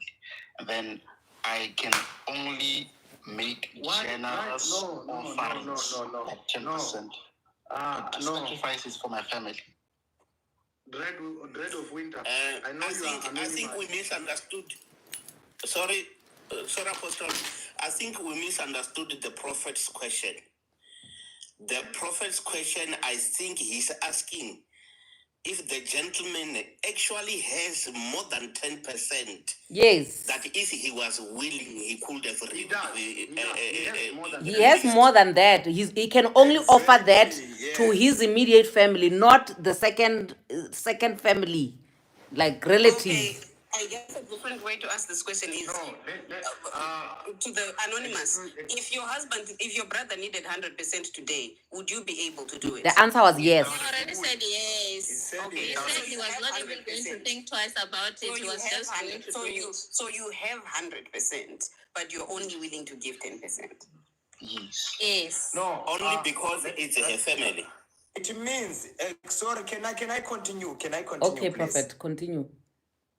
If this man, he can help his brother 100% without thinking twice, it means he have the money that he can help the sister of the woman. Mm-hmm. Yes. If he can help his brother and pay the full amount, it means that he have the money to help that lady or whosoever who's sick in the family. Mm-hmm. Prophet, He is can not I just deciding. help you? I think, let me say something. I think the majority of you here, if there are other people who are married here, you must redefine what marriage is, and you must enter into a new path of knowing what your vows meant and what your spouse means. Because there is absolutely no way you can confidently say you would help your own blood and not be in a position to help your wife's blood, because there is a problem with that line of thought. That line of thought is flawed. It's very, very wrong for you as a man, and you representing us as men. I want to tell you this: you are in the wrong. That is very, very selfish of you to be here today with us as the world, thinking that we are ushering you into a path that will help both you and your wife and her family, only to find out that you are in a position to actually assist your wife. But now, because your wife is unemployed and she is entirely dependent on you, you have a problem with assisting her. You should really look at marriage and ask yourself, why am I married? Why am I still with this woman? Where is she going to get the help that she needs when she needs it? Because that means you are the only one who is making money in this family. And I'm repeating myself again to the women that are here. I once spoke about this and I'm speaking about it again. It is very, very serious, very, very important for you to find something that you'll be doing with your hands. It is very, very important for you to have an income, because when the season arises, you are going to be at the mercy of men. And you being at the mercy of men is a very, very painful position. You are in a very, very painful position. And to those people who are thinking that this woman is a beggar, this woman is not a beggar. She is a married woman, for heaven's sake. She has a father who is a husband. And it's very, very important for you, Dread of Winter, to take care of the finances that comes, financial issues that comes with your wife. No. I respectfully disagree. Respectfully, I disagree. You see, this need does not directly impact my wife. You are sharing flawed information. But my brother, if it was your brother, that need would not directly impact you, but you would be willing. Let me That's hear true. you. Sorry, You are sharing information that is not correct. How do you mean that she is not directly affected? I think. Please, I'm sorry to because I think Dread of Winter, your name respectively. Like I think. I'm not sure if you come here to kind of, in Nigeria, I say, are you whining me? Like, are you here to whine us? Because, I was with you up until the time when you said, this is your brother, you're going to go above and beyond, right? But now it's your wife's sister. You don't want to, do you understand the relationship, like the same relationship that you have with your brother? It's the same relationship that she has with her sister. I understand that, like one of the person asked, like, there's a difference between or among, like, if you don't have or you don't have enough, compared to if you actually have it. But you know that if it's your brother, you're going to do for your brother, but you don't want to help your wife. Now, the issue actually has nothing to do with the person who's asking for help, in my opinion. My opinion is, this is your wife come to you, your wife come to her husband and say, husband, this is the situation that I am in. And then you're going to look at your wife and say, your business is not my business. Is that what you're trying to tell her? And no, then... absolutely not. Absolutely No. Sorry, can I say something to the brother? Maybe, Prophet, just before you go ahead, I did indicate earlier on that I understand that this issue is very sensitive. I understand, and if my responses or some of my responses have been inflammatory, maybe let me apologize. It was not my intention to inflame the panel. But if the panel asks me questions, I am certain that the panel intends for me to answer them honestly and not to mislead the panel. And the answers that I've given you are honest answers. I'm not claiming to be a symbol of perfection here for husbands. No, I'm simply saying I'm struggling also to conceptualize some of the things that I'm feeling, some of the feelings that I'm feeling, you understand, as a human being. You understand? I don't feel completely comfortable paying that amount of money for someone that I'm you know. Although You are not related. I do realize that there seems to be a conflict in the sense that I'm willing to do the same. I'm willing to pay for my brothers, but then it's my money. I'm the one that worked hard for it. Yeah, I now can you see. defend. Wait, open floor, please. You are now in the right track. Open floor. You are now in the Open right floor, track. please. It's not like you were not there in the That's why you're beginning, supposed to guys. stay. Guys, let me help you. Guys, let me help you. Other time to Even speak. from the onset, he has been saying the same thing. He did say, Yes. if it were my brother, I would go through all means. If the situation, hence his question was, what are the limitations, or where to what extent does your responsibility go as a husband? That was his core question, because he is agreeing with everything that you guys are saying, but he's saying he is struggling because he does not want to resent his wife, nor his wife to resent him. So what you guys are all saying is things that he has already admitted to. I think we got that part. But before I respond, can I just do justice to Prophet Piwe and we allow him? I don't think we allowed him space to speak enough. Guys, don't mind me Thank eating. you, Mr. Bambezi. I think I can advise this brother of ours that he needs to check that how far or how is the relationship with the person and the wife, because you might find that that person is important to the wife. So I think this man, he should check and position himself according to how he positioned himself when he was willingly to help his brother. Because it is going to be dangerous to his marriage if that person is so much dear and important to the wife. Is the only sibling of the wife. Is very, very important. They're very close with the wife. Or is the only sibling? Yes. All right. Thank you. Thank you. Now, ladies and gentlemen, there's an elephant in this house, and we need to address it directly without breaking anybody and without projecting. My brother, I'd like to address you as a man. I apologize in advance if I will come a bit strong.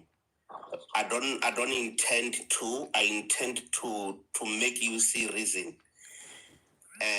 As a man of the house, let's address first and foremost. It's my money. No, it ain't. It's not your money. Thank you. It's not your money. You may think you are the one who's waking, but before you go to work, there's somebody who's waking up before you, ironing your clothes, making sure that they prepare you to go to work. That woman is working for the same money that you are working for, because she's the one who does all the work.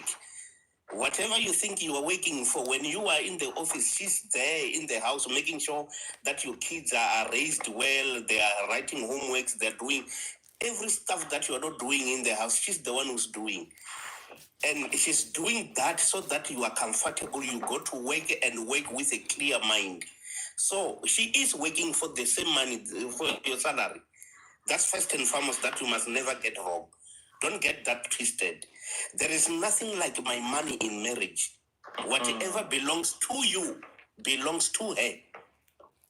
That is a fact. If you are not ready to swallow that, then maybe you are not ready for marriage. That's the first thing that we must tell you as a man. And for you to state it like that, I feel as men, hey, I'm going to team, man. We are at least a team. You can't say that. Your money is her money. Someone here is saying it's the family's money, as in him and the children and the wife, not the extended family. Wait, I'm getting to that. Maybe before Mr. Vambezi. Before I lose my point, can I just finish? I'm getting to that. The fact that it's her money as well makes it right for her to come for help. And it makes you the right person to assist her, the same way you would assist your brother. Because when you are going to assist your brother, if you were going to assist your brother, you were going to use her money to assist your brother. Because it is her. It is us as well. Now, unless there is something you are not addressing here, the beef, maybe there is something between the families and all that. But I feel you are in a dilemma that is like an argument. You see, with an argument, you never win. You win an argument, you lose a friend. You lose an argument, you become bitter. So there's no winning. Same as in this situation. Your 10% is not cutting it to the to your wife's sister assistance. And remember, you are not really assisting your wife, your sister-in-law. You are assisting your sister. She's the one who needs to assist her sister. And she works for you. She's cooking your meal. She makes sure that you are good. And if she was not doing that, maybe she was going to be in a position where she will be able to cater for her sister herself. All right, maybe let me answer that very quickly. I do not appreciate the fact that you made submissions that suppose that I do not appreciate the contributions, the unique contributions of my spouse, because I do, I certainly do. And let me just mention that before this, there was marital bliss before the situation. Can I ask a question, Anonymous? Go ahead. I'm thankful that as a man you stood up for me like that. It actually helps me to calm down so that I can now come in as rational and ask rational questions. Okay. So my question is, why is your wife not working? Is that something that you decided together as a family, or is that her own decision? That's her own decision. So you would prefer that she should be working? No, I prefer whatever she prefers. She said she does not want to work, she does not like to work, and I accepted it. How far did she go with school? No, I think, brother, you are not answering the question. According to yourself, not according to her. Let me finish. So it sounds like the decision to not work is hers, and I appreciate Apostle's question is she qualified to actually find gainful employment? But actually, this is South Africa we're talking about. She can go and wash someone's clothes and she'll get paid. It's very okay. much So she's qualified. She's got hands. Okay. Very So here's my next question. If we were to take the blood relation out of the question, what is the difference between your brother and your wife's sister in terms of their character that makes you look? Is there something about your wife's sister that is that you? Okay, can you tell me about that? There's absolute. I even think she's a nice person, honestly. I'm just not. But I'm getting the sense that you are of the belief that your brother is a more responsible individual. No, You got it wrong there, Doc. Even if my brother was a Nyaobe addict, I would still pay for my brother's bills. Even if he was the most irresponsible man on the face of the earth, I would still help him. But here's the thing. I think it's very important that we don't encroach on the dynamics of the people that wield the will or the ability to help. Because the question here is that I was approached. You understand? I did not ask for the situation. I was approached, and since I was approached, it means I have the capacity, and I do have the capacity. But now, you can't then come and say, "What if it was your own brother? What if it was my own brother? It's still my money." And I repeat, it is still my money. Now, I know that this will be taken out of context. people will say the way that I'm speaking about the finances is not good. But I'm simply indicating that for those that are saying, what if it was your own brother?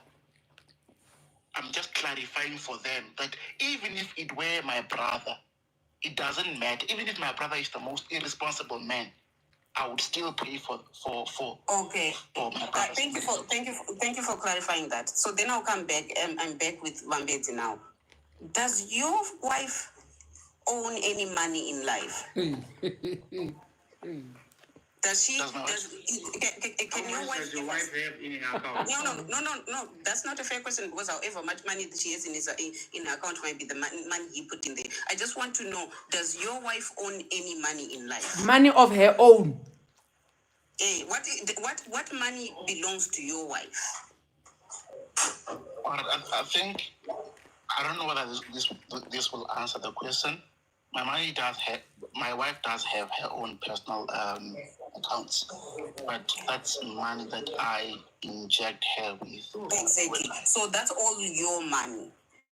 So basically we are now at a situation where, as far as you're concerned, despite the fact that you're married, your wife actually is a destitute person who is penniless. She has no money in this life. No, that's misleading because my wife has comprehensive access to my finances. Yeah. Wait. If she has comprehensive access, then she can take the money and pay the sister's bill. Wait, before I say something, let me just finish. Can the prophet say something? Let me just finish. Brother, you said that it's your money. Sorry, brother. You said that it's your money, not it's your money and your wife. You said it's your money. So now it's like we are confusing us when you say that it's also your wife's money, but when another side you say it's your money. All right, let me finish. That I was saying that my wife has comprehensive access to my finances to an extent that if she wanted to, she could even pay for the siblings' finances. You understand? But she could even pay for. I am the sole generator. Maybe let me clarify. I am the sole generator of all incomes, but she has comprehensive access to my finances. Exactly. So she has comprehensive access to money that is yours. Because here's my question, which was already been posed. If it is also her money, if you came back home tomorrow and she had paid this bill and she hadn't talked to you about it and she hadn't asked you about it, what would happen? There would be serious conversations to be had. Yeah. Exactly. So it's not her money. She's an employee she's an employee who carries a company card, a company credit card. Because with the same money you could have done for your brother, and when she comes, there was not going to be any serious conversations to be had. If I'm not mistaken. If it was with your brother, actually the money is she has access to the money. But if it was your brother who needed the money, you would have paid it. And then even if she comes back and she realizes that you have paid it, there was not going to be any serious conversations. Like, I mean, you are not going to need your wife's permission to pay your brother's medical bill. All right, that's true. I do not need my wife's permission, but that doesn't mean that I don't need to consult with her. I will consult with her. I hear you. I'm going to take one. But you see, how she needs your permission. She needs your permission to spend your money, but guys, you don't need her permission. I mean, I feel like you know what, Doc Name? I feel like we have reached like the climax of this conversation. And the conclusion to this whole thing, in my 2 cents, now, I know I'm not an apostle, I'm not a prophet, I'm not a doc, but I can tell you one thing. In conclusion, whatever outcome, it's going to affect this marriage. So there must be either therapy or counseling in place for this marriage because of whatever outcome that's coming. Because there's definitely an outcome from this situation. Because number one, the brother is not paying the money because he does not want. And if he does pay, he's going to resent his wife. So either way, whether the money is paid or not, there's going to be consequences. And this is the time when now we call challenge number one of the marriage. This is your first challenge. Whether you overcome it or not, we will sit on the other side of River Jordan. That's just me. Yeah, no. Let me say my own, and then I'm out because Yeah, like I you're need to go. saying, we've reached the climax. Yeah. We've reached the climax of this conversation. Whatever conversation that comes after this one, it will be just us making noise now. Yeah. Mr. Man, wherever you are, I pray that God finds you, and he brings peace in your house. And I really, really pray that it's not all of us that think in this way, and I hope that you find it in you to actually change this line of thought for the sake of your wife, and to everyone that is listening that hears what is going on here. We are not taking the wife's side. If you hear us very well, we were deliberating on the issue that was put on the table and trying to get an understanding on both angles. You really, really need an income. Find something that you are doing with your hands, whether married or not. This is how we end up in depression. This is how we end up killing our spouses. This is how we end up, destroying our own self-esteem. Dread of winter, you are faced with a very, very difficult position. You are faced with a situation that not the majority of us would take a firm stand that you are taking right now. And I must applaud you for taking that stand for yourself. And I believe going forward, you hear what we have said here, and you take it also into consideration, so that there can be a flexibility in your line of thought, so that it covers your wife also. Whatever happens now going forward is between you and God and your wife. The assistance that they are looking for might be too much for you, and the only money that you can give is 10% of what they are saying. But then again, I didn't hear the first part of this conversation as to why they actually need private hospital when government is already there, and what drove the conversation to this point. But all in all, frankly speaking, this is my position. Please find it in you to make sure that your wife gets the help that she needs towards her sister's health. May God bless you, people of God. Prophet Pure, I had hoped that you would say something, but it appears that the conversation has reached a point, a dead end. May God bless you, people of God. Shalom. Shalom, shalom, shalom, man of God. Thank you. And may I wrap up as well and leave. Hey, I'm my soul is tired for the lady. I want to tell you, my spirit is down. I can't start to imagine the kind of pain and frustration this lady may be going through. Not the sister, the wife. But I'd like to say to my brother, money is not all there is in life. Money is not all there is in life. Money is very important, but family, a smile on your wife's face, it's supreme. It should be our main objective, to see her smiling. And right now she's crying. She needs you more than ever. More than ever. I want to appeal to your conscience. If there's just one thing that she has done right, not with you, but with your family, if there's just one kind action that she showed to your family members, your brother, your mother, your whoever it may be, just for the sake of that one act, please restore a smile on her face. It's her only sister, one sister. She doesn't have another. She has one husband who is you and one sister who's that one. I'm appealing to your conscience. And to other men out there who may be facing the same or who may be in a situation similar to this. Guys, we are husbands.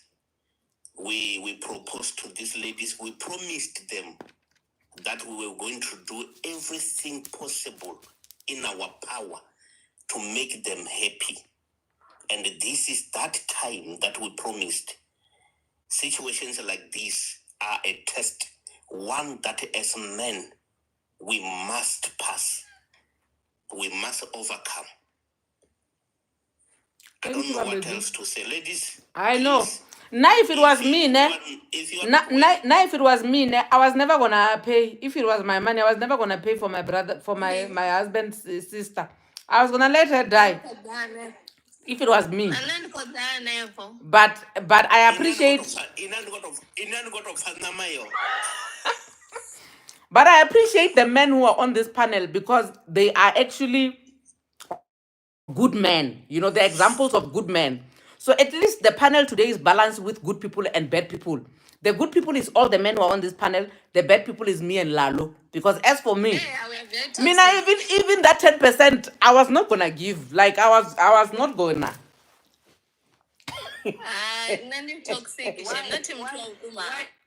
After all, Why, Madam Speaker? Why?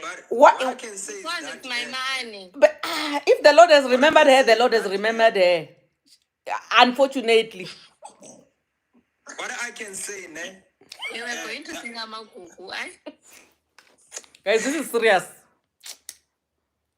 Unfortunately, Madam Speaker, I can't afford to have your kind of humor because if I do, then I will be called insensitive. At least you can have the humor here, not there. When you get there, you must be serious, my brother. You must be serious.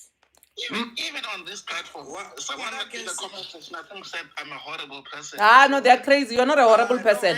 Never mind the comment section. You are not worse than me and Lalo. Even if they can say you are a rebel person, you're not worse than me and Lalo. Because me and Lalo, we were never even going to have this panel discussion. We were never going to have a headache. We were not going to do it. I mean, I was never going to save anybody's child who's actually working, whose head is not working. I was not going to do it. So you are a good person. Who had an opportunity to have their own medical aid and chose not to do it? Who had an opportunity to go to the provincial hospital and chose to go to the private hospital when they could not afford it? I was not even going to be bothered. Lalo, I wish I could just see your face. I wish I could see. I'll send you a picture on WhatsApp. Hey. And she looks innocent. She looks innocent. Yeah, but I hope. But the prophet was saying something. Okay. The prophet was saying something. Okay. You know what I can add up to you, Mr. Bambes, is that sometimes as people we need to sacrifice for people who are sacrificing for us. You know, when we are in the marriage, that is not everything that we will be willing to do it, but sometimes we sacrifice. I'm married, but there are things that I don't want to do for my partner, but for the sake of sacrificing, because she also sacrificed, I have to do it. So we don't help because we are benefiting. Sometimes we have to help even if we are benefiting nothing. As long as those people, they are also do the same to us. So in the situation of my brother, I don't know what type of the sacrifices that they have with the wife or what type of a wife that he have. But I think he must also maybe checking some of the things that are limiting him towards the wife behavior or said some certain things. But if the wife is the best and doing the best for you, my brother, I believe that you could do for everything just for the happiness of your wife. But I am surely believe that there are things that are limiting you. That's why you are not taking that bigger step. That's why he doesn't have the conviction, man of God. That's why the conviction is not there. Yes. Because if there were no limiting things in between, his heart was going to be fully open. So unfortunately, those things are there. Exactly. Even if they were not there, the fact that she is not his sibling, for him is enough. I when you are toxic. No, I don't think so, Lalo. Lalo, I don't think so. You know, Lalo, you know what, ne? There are people that in life that we live with these people. We are together. You understand? Wait, Prophet, let me, sorry, I'm just going to comment of Yeah, no problem. there's a story I know wherein the two people are related, but not that related, ne? But when the other one passed, the other one who was in the dread of winner's shoes only willingly volunteered to take care of everything because of the relationship they felt they had with the deceased. They are related but not related. Like it's not very far off from this kind of in-law kind of relation. But depending on the person themselves. And what they meant to you in your heart of hearts. Yes, they felt for themselves it was good for them because they were doing it out of the goodness of their own heart. Never mind if anyone had an expectation or not, they were doing it for themselves, right? I am of the view that if Dread of Winter feels at this point that he wants to do it for himself, and him wanting to do it could be 5%, 1%, 10%, 50, 70, whatever percentage. This is where he is offering himself, not being pressured or coerced. Because, Lalo, you are right. Because, if we even go to the Bible, you see, the Bible says, for God loves a cheerful giver. He is cheerful to sacrifice 10%.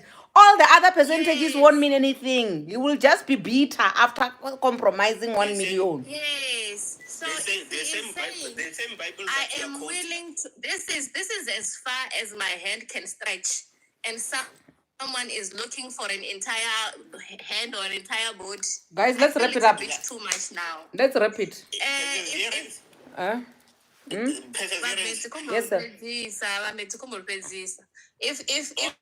If the wife understood the grounds wherein he is saying, I am willing to go as far as 10% and accepted it, there were not going to be much resentments because he is doing it out of the goodness, although the wife might not be fully satisfied, but it's something towards helping, rather than when it gets to a point wherein he is not going to do anything at all because now everyone is expecting 100%, of which he is feeling he's not convinced enough. He's not convicted to say I will go as far as 50 or that. He's saying my hand will only reach as far as 10%, and this is him willingly doing it because after being approached, when he thought with himself, that's as far as his conviction took him.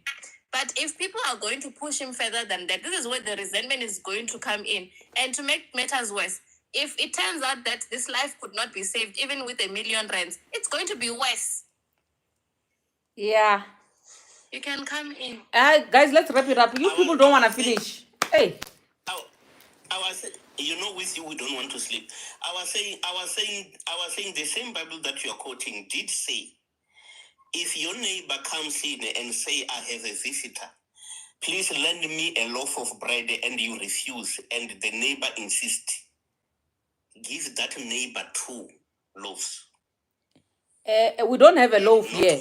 We don't have a loaf here, Bambezi. We don't have a loaf. My brother has got things which are stored far away. The loaf is not here. He must go and collect to make that loaf. So we can't say he has a loaf waiting for people to come. I will offer a spiritual transport for him to go if he's willing. Leave my brother alone. Hands off my brother. Leave him alone. Hey, leave my brother alone. Say if he's willing to go. He's willing to go as far as 10%. That's his willingness. No, but hold on. I want to disagree with only one thing. Yes, ma'am. When Dread of Winter says that it was a blissful marriage, or it was marital bliss prior to this, it actually wasn't. No, it was just a blind. No, my sister. No. Wait. Now I can defend him. No, because it was blissful because it didn't have the challenges that it has now. So we can't say they were pretending. They were really genuinely happy because they didn't have the challenge that they have now. You see? But So it was blissful then. Let me say it, ne? You will never find true people if you don't encounter a problem. We start to see good people when we have problems. When we are happy, we can't see who we are. Let me tell you. Why are we being judged by the amount of problems we conquer? Let me finish, Lelo. Let me finish. In this life, if you want to find real people, you are going to see them when you are in trouble. That is the only one. That is the only way that you are going to find true people is when you are going through troubles and tribulation. Is when you go through difficult situations. This is I when agree. you are going to find true people. I agree, That's why Prophet. when we are happy, we can't see who we are. We can't see that are you real or not to me because there is happiness. Let me lose my job. No, Prophet, you are right. You are right. Not being a real person then. No. Prophet, ne? You are right. I agree with you. You're being personal. Wait, Bambezi. Prophet is right, ne? Mara.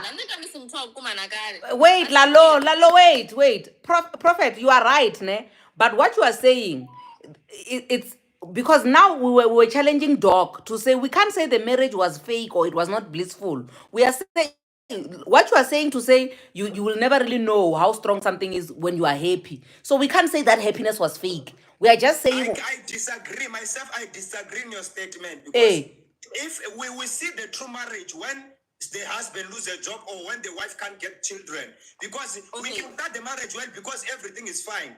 This one is an external. It's an external issue. Please, no. Let me answer them for myself. Wait, my dear. Okay. Wait. Do you think this wife knew that she is an employee who carries the company credit card and she actually has no money in life? That's misleading. there was no need for her to know. There was no need because she never arrived there. She does not see herself as an employee who's holding a company card. Because it was not coming to surface. But this is when she finds out. Yeah, but we can't say all of that was fake. You know, what she's saying is equivalent to someone saying when someone is angry, the things that they're saying are legitimate. But then when they were happy, all of the good things that they did when they were happy, they don't count. Yes. The only thing that counts is when they're angry and they say things out of anger. No, that's misleading. There are things that were done, good things that were done when that person was happy. And there are also bad things that were said when this person was upset. That does not make the good contributions that they made when they were happy invalid. You understand? You can't destroy a relationship just because someone said something out of anger and say you were pretending all along. No. Yeah. There was just good contributions when the relationship was still well, and then now they are saying things out of anger, and you have to forgive them. You understand? But guys, let's wrap it up. Now let me say this, ne? Now I want to wrap up, ne? I want to wrap up this Guys, I'll leave you here with this live now.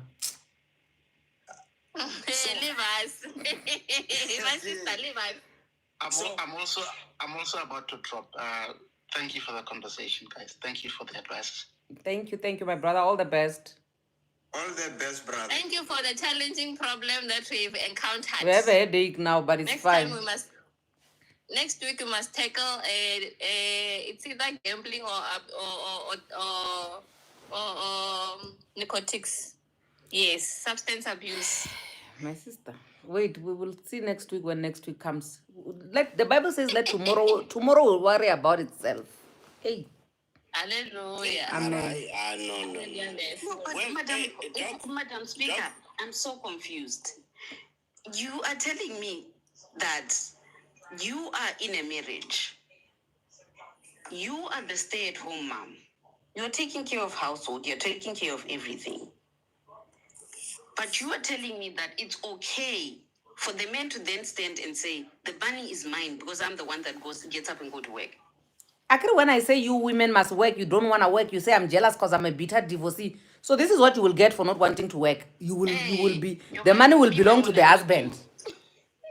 This is the lesson. If it were me, Doc, if it were me, honestly speaking, in his shoes as a woman, and my in-law is looking for R1 million and I can afford it, I was not going to chip it. I don't want to lie to anyone. I was not even going to be bothered. The one thing that I would have given as practical advice. Let me answer. You know what, ne? Excuse me. Some things that make us not to do beyond is because our love for that person has grown cold. Love a person and you will see. You won't have boundaries. That's why sometimes I will definitely still hold my boundaries, and when it comes to my in-laws, they have gained a child, a daughter, in fact, but not to that extent. I'm not about to spend R1 million on someone who's about to die. Never. Oh, Lalo, because of your bitterness, you just gained a follower. Tembi saying she's your new follower because you are bitter. You don't want to help your in-laws. You are not a nice person. Okay, so guys, let's wrap it up. The two pieces of practical advice I would have given this guy if he hadn't already left. Number one, yes, couples, you should actually have a budget item, line item in your budget that says this is the amount of money we have for extended family. No matter what comes, if nobody comes that month and uses it, you put it in a savings account. If somebody comes 3 months later, you give them what's in the savings accounts from the last 3 months, and that's it. My sister, that one is not helping. My sister, Doc, that one is not helping. If you were going to be saving whatever percentage, I don't think it was going to be. This is a unique situation. No, guys, I think the part that we are missing here is that the situation is now, it's today. We can't be talking about future plans because when the sister dies, there's no other sister that we can do all these plans for. You understand? This person only has one sister. We can't be sitting having conversations like this after the sister has died. And it's too late for us to have the conversations now because the sister is in hospital. You're telling me if it was your husband's relative, you're not giving them money. Okay, now with me. Wait. With me, ne? Yes. Oh, wait. With me. Now my case is different, guys. Let me tell you why my case is different, ne? Even now, you see now I'm divorced, ne? But if my ex-sister-in-law was in hospital and she needed a kidney, I would give her. Ask me why. Because she takes care of because she takes care of my children. Even now, you see me relaxed here. My kids are with my ex-sister-in-law. So the argument now is that means that there's no conviction because this man does not feel what I feel for my ex-sister-in-law. If he felt how I feel about my ex-sister-in-law, ne? If he felt the same way or he felt like that woman added value in their lives, he would have taken all of their money out. So the reason why he's even in conflict now is because he does not feel what I feel for my sister-in-law because she has not been useful. Yes, moreover, she could afford a medical aid but could not take it for herself. You know, if I was married to someone who would have this kind of thoughts when it comes to assisting me with what is important to me, and I am told these are my resources and all that, I want to be honest with you guys, men or women, I'd be divorcing tomorrow. That is my mind. That's why It's fine. Can't it tell you? But the truth is, it's my money. Guys, let's wrap it up. What I want with my money. Let's wrap it up, guys. We have failed as a nation to solve the problem of the men. Let's wrap it up. Guys, I love you. We'll see you on the flip side. It's 50 minutes. We can have the last 15 minutes. My sister.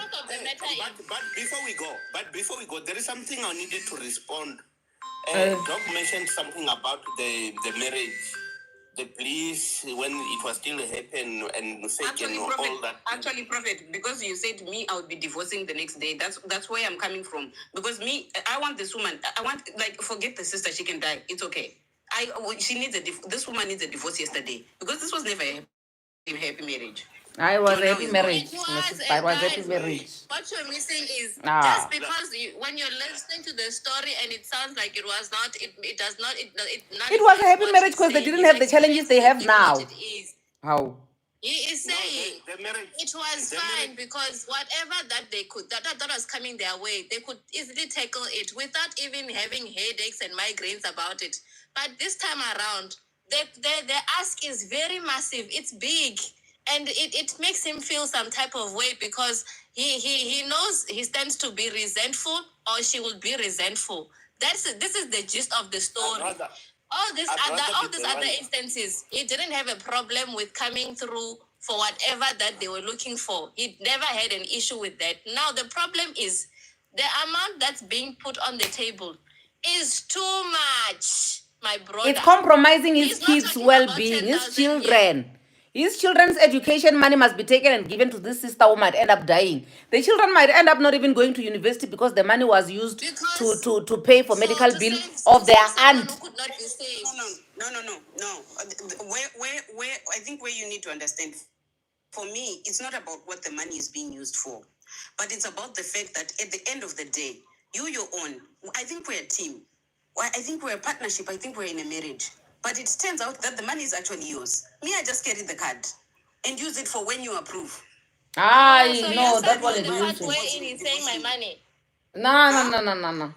You are stuck on the part where he's saying my money. For me, that's why I said the sister can go and die. It's not even a problem, but I would be divorcing you because for me it's not even about what are we using the money for, but it's the realization that I thought we were in this together, but this money is yours. And that's why you must also go look for a job. And the wife is not even frustrated about the part that when he might be saying it's his money or anything like that. The wife knows it's his money. That's why she's asking from him. We have no way of knowing that. There's just no way. The reason why she came through with the request is because she understands this part and she was okay with it for the longest time. And because she understands the magnitude of the amount that is being asked in the magnitude of the amount in question. Ma'am. There's no way the lady can be all right with that. Hold on. Madam Speaker, to your point about that's why I say women should work. If that's the point, this should be clear right from the beginning in the marriage. Mara, this man is saying the wife said she doesn't want to work and he supports her and he's like, I don't have a problem, you can do whatever. When she's not working, she is now just an access. My sister Mara, remember this challenge they're facing. Procurement manager. My sister Mara, remember this challenge. It's not a usual challenge, so he didn't know they were gonna face this type of challenge.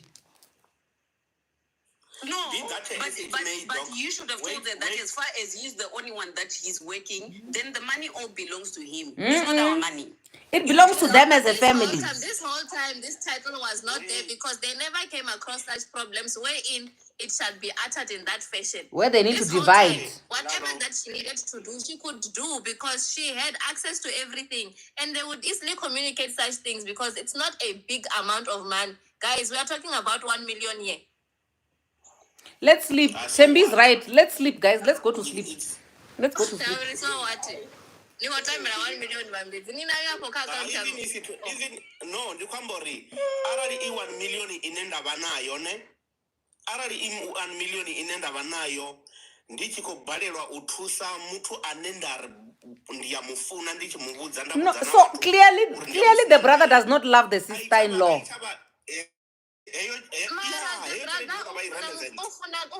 Ufuna muratu kana mukomana wa muradze afuni muradze. We must be able in this case, Lalo, you are missing the point. The point here is you are not doing it for the sister. You are doing it for the peace of mind of your wife. Peace of mind, honey. You must spend a peace of mind because if I spend 1 million and she dies, I'm going to be removed. Justice for my brother and his money. Leave my brother and his money alone. You allowed me to waste 1 million on someone who did not make it. We left your brother and Lalo's brother alone. But Doc, this is what I wanted to say before Madam Speaker switches off our mic. You see, the fact that the marriage was happy before the challenges does not make it a false marriage or an unhappy marriage. Thank you. Thank you. Happy marriage. Listen, it is a happy marriage. It was a happy. It just happened to face challenges that must be conquered. Thank you. A challenge.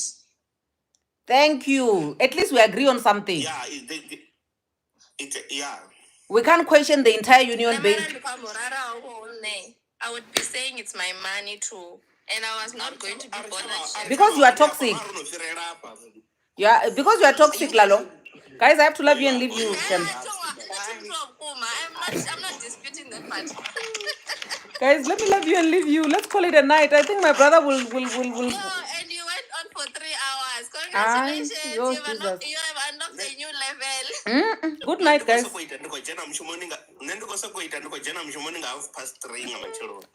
mimi 1 million inaibiwa. Nama 0 asigisi. Guys, good night. Good night, Bazalwane. Thank you so much for joining in. I'll see you guys on the flip side. Rono difference no fira 10 1 million in the mini capture. Mara, now if you are faced with a challenge which needs, if you are faced with a challenge which needs 100 million and you have to go and fetch it elsewhere, it's not in abundance. It's not like here it's money you have which is extra. Yeah, You are going to be also in June, July. Leave my brother alone. That's another thing. But that's another thing. Mararali hone anepai. And it feels like it's not that's why it's good night. Why would you fear rally over? Why would you fear rally over? These people won't finish. You know what? I'm cutting you. I'm cutting you. You won't finish. Good night. Guys, thank you so much for joining in. This one was a hectic one. Please leave a comment down below and tell us what do you think? What is your thought? What is your idea? Or how can we best help our brother? Because, wow, this one, we never got a solution. But if it was me personally, it was never going to be me. Okay, it was going to depend on how much I love the person. But in this case, I feel like the brother is being compromised. That he doesn't love the people. He doesn't feel, he's not moved. So unfortunately, that it is what it is. But anyway, thank you so much for joining in. I'll see you guys on the flip side. God bless you. Mwah, mwah, mwah.